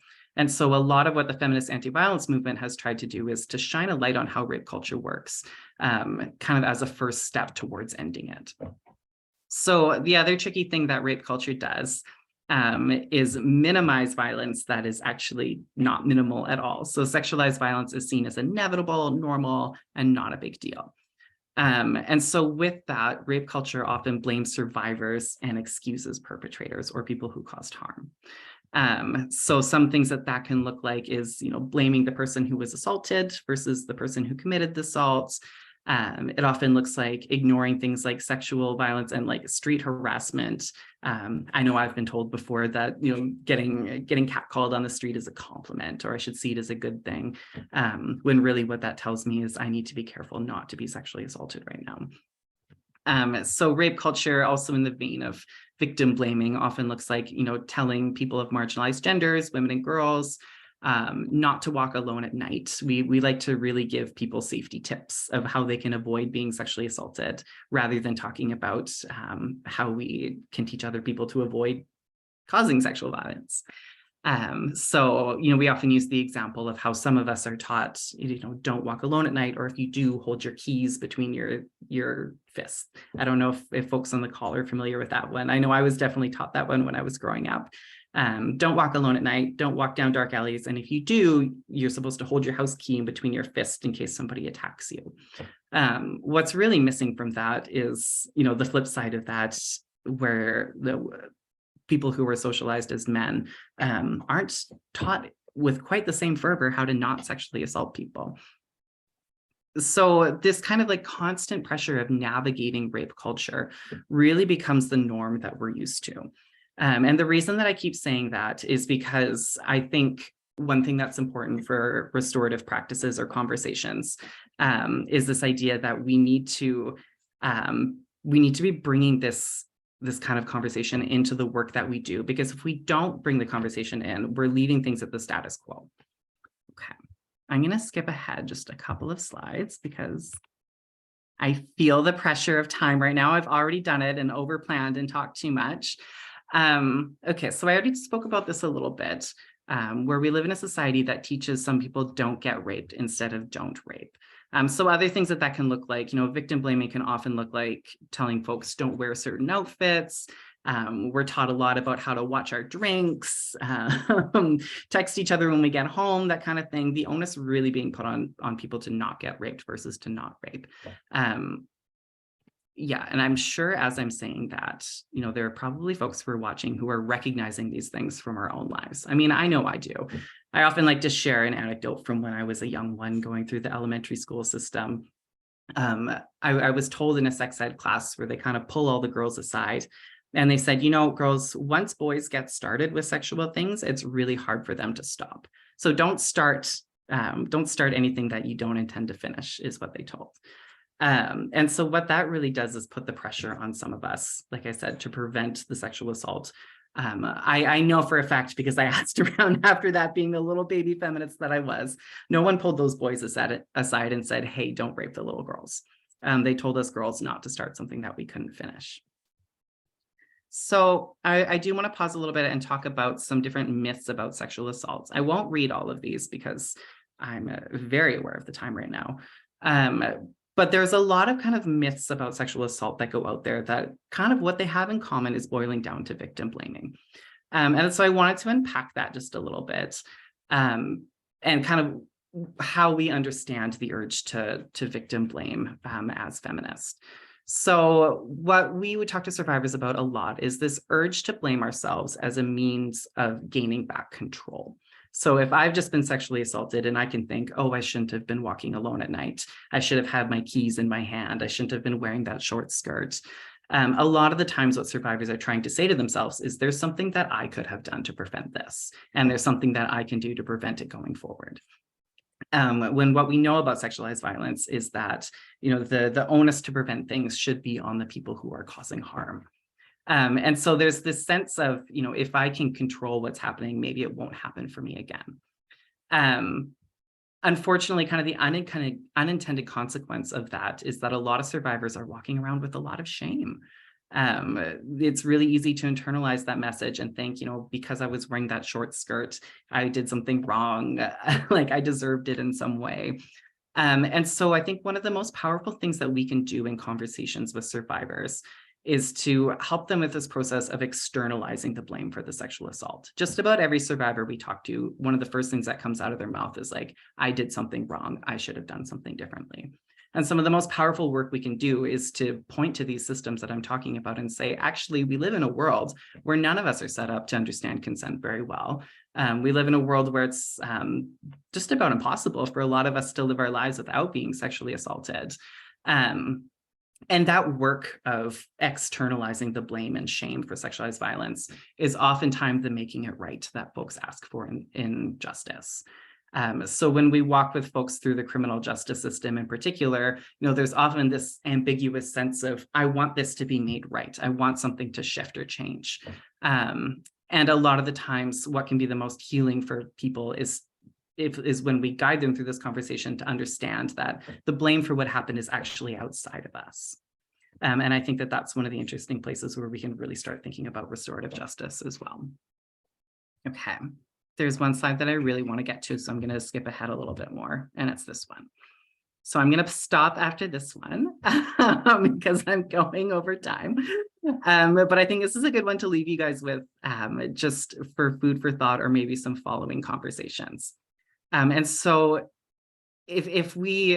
I want to challenge folks that the next time we're talking about a restorative justice case for a survivor of sexualized violence, please hold this question very near and dear to your heart. What are we restoring? And so I hope, through this presentation, I've started some of that work of shedding light on rape culture and how it shows up in all these really sneaky ways.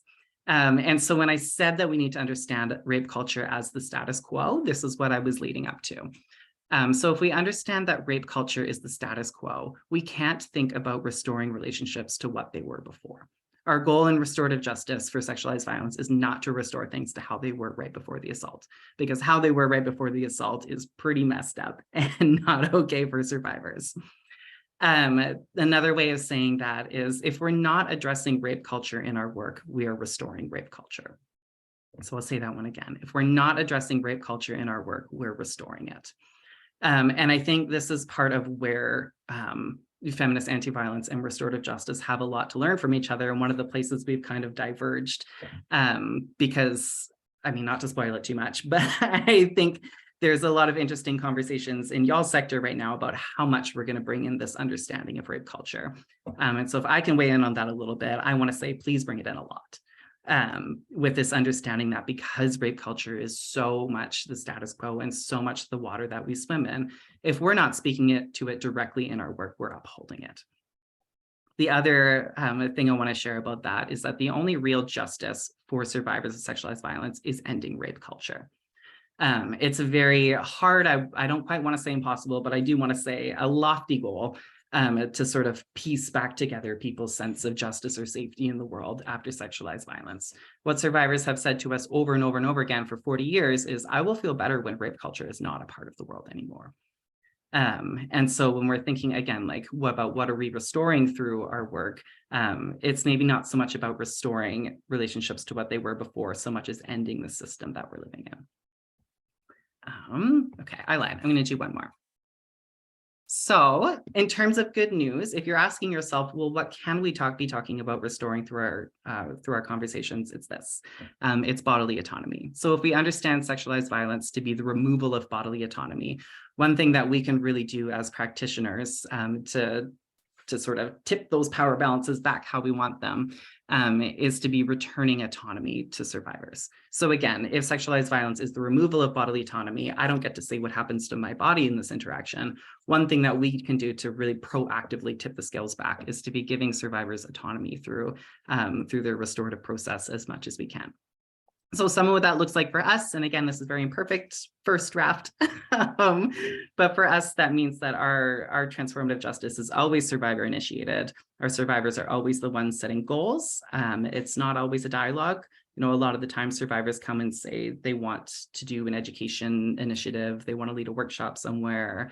They want to do a postering campaign about sexualized violence, something like that. But the point is that our survivors are always setting the goals of what's going to happen. And the other thing is that for us, being completely upfront about the conditions and limitations of our works allows survivors to meaningfully opt in. So we often say to folks, you know, it's likely that you'll go through this and the person who caused harm might not acknowledge that they did it, because the way that power works, they don't have to. And so it's important for us to define kind of the limitations and scope of our work so that survivors are given an opportunity to really meaningfully say yes or no to it. Yeah, okay. I'm going to stop there. I do that every time where I make way too many slides and then I only get through half of them. So I've done it again. Yeah, I'm going to pause there. And I know we're a little bit over time, but I'm good to stick around if folks have comments or questions, or I can pass it back over for closing remarks.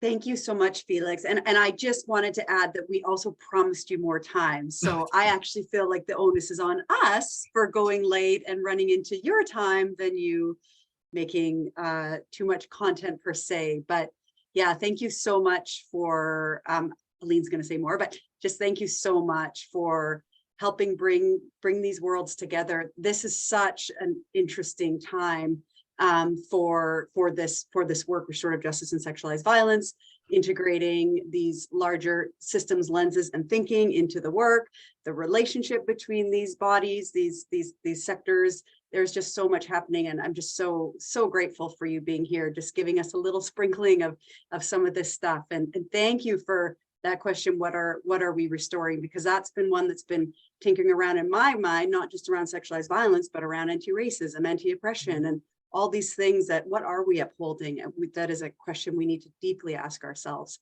as a practitioner community right now. So thank you for bringing those forward. Awesome. Thank you so much.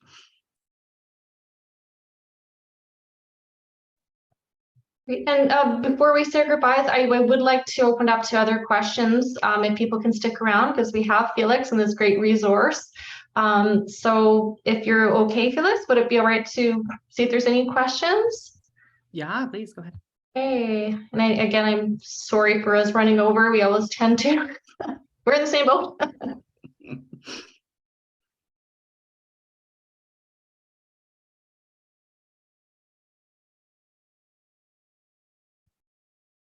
Okay, well, I think Evelyn has her hand up. Yeah, go Oh, ahead, I'm Evelyn. sorry, didn't see that. My bad. Over to you, Evelyn. I was trying to pause to give other people space. This is amazing. Felix, thank you so much. I'm Evelyn. Just incredible work. It's a big conversation, but if you're able to share a little bit, I noticed you were using TJ and RJ. So are you able to speak a little bit about that, the difference, and if you're still using TJ solely within WAVAW, or you're also, because I heard you say RJ, so I would love more clarification. Yeah, thank you, Evelyn. Well, I mean, to be honest, I use the two pretty frequently, and I feel like neither quite capture what we're doing. So the reason, when we started out, we were pretty consciously using the term transformative justice. And the reason for that is because the program that we offer exists completely outside of the criminal justice system. So it's not a deferral. It's folks, which, I could write a book about that, but suffice to say that the people that we were intending to reach were not going to go through police first. And because there was that element of folks were asking us to do more around disrupting rape culture. But suffice to say that I feel like that's something I don't have a super clear answer to right now, because what we're finding as we're kind of wrapping up our pilot project and coming to what the heck did we learn from this thing, is that I think the standard definitions of both of those don't quite fit what we've done. So if I can just offer a little teaser, I think probably going forward, we'll be looking for secret option 3 of what to call our program. That is not quite either of those things. So, yeah. Yeah, I hear you that we could probably talk about just that all day, but that is the short and sweet version of my answer. Well done, because it's so complex, and I'll be following up with you. And I'm the coordinator of the Restorative Collective in Vancouver for becoming a restorative city. And so Dahlia works with us, which love her so much and love WAVAW. So thank you, thank you, thank you. Oh, cool. Yeah. Love RJ Vic, of course. So this is, that's why I was pausing. Thank you. This is amazing. Cool. Thanks, Evelyn.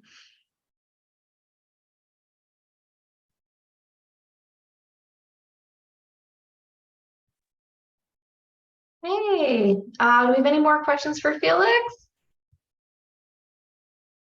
Okay, well, again, I just want to say thank you so much for that just fascinating and interesting and relevant perspective. As Jolene said, this is an area that we're really seeing a lot more of, so it's so fantastic to have you here. And we hope to have a good future relationship with you. So thanks again, and thanks everyone for being here through all of our technical glitches and the Zoomy Zoom life that we're with now. Perhaps next year we can move on to an actual in-person meeting, or maybe some kind of hybrid. And before we decide on for good, I just want to say a few quick words of appreciation for some other folks.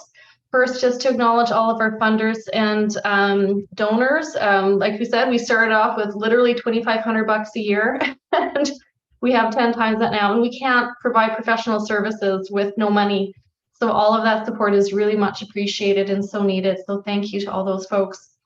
To our police partners, Vic PD, Oak Bay PD, and Saanich PD, and all the individual officers and Crown Counsel who've referred cases, all the people who came forward through other agencies and on their own initiative, trusting our services. Thank you for trusting us to do the good work and move your lives forward. Again, thanks to Mayor Alto. Unfortunately, she wasn't able to stay with us, but it's great to have that support from Victoria City Council, as well as our other municipal partners in Esquimalt, Oak Bay, and Saanich. And most of all, to all of our fantastic, amazing volunteers and staff, because you are the people doing the work to change lives and make our community better. So thank you for all of your dedication and service over the past year.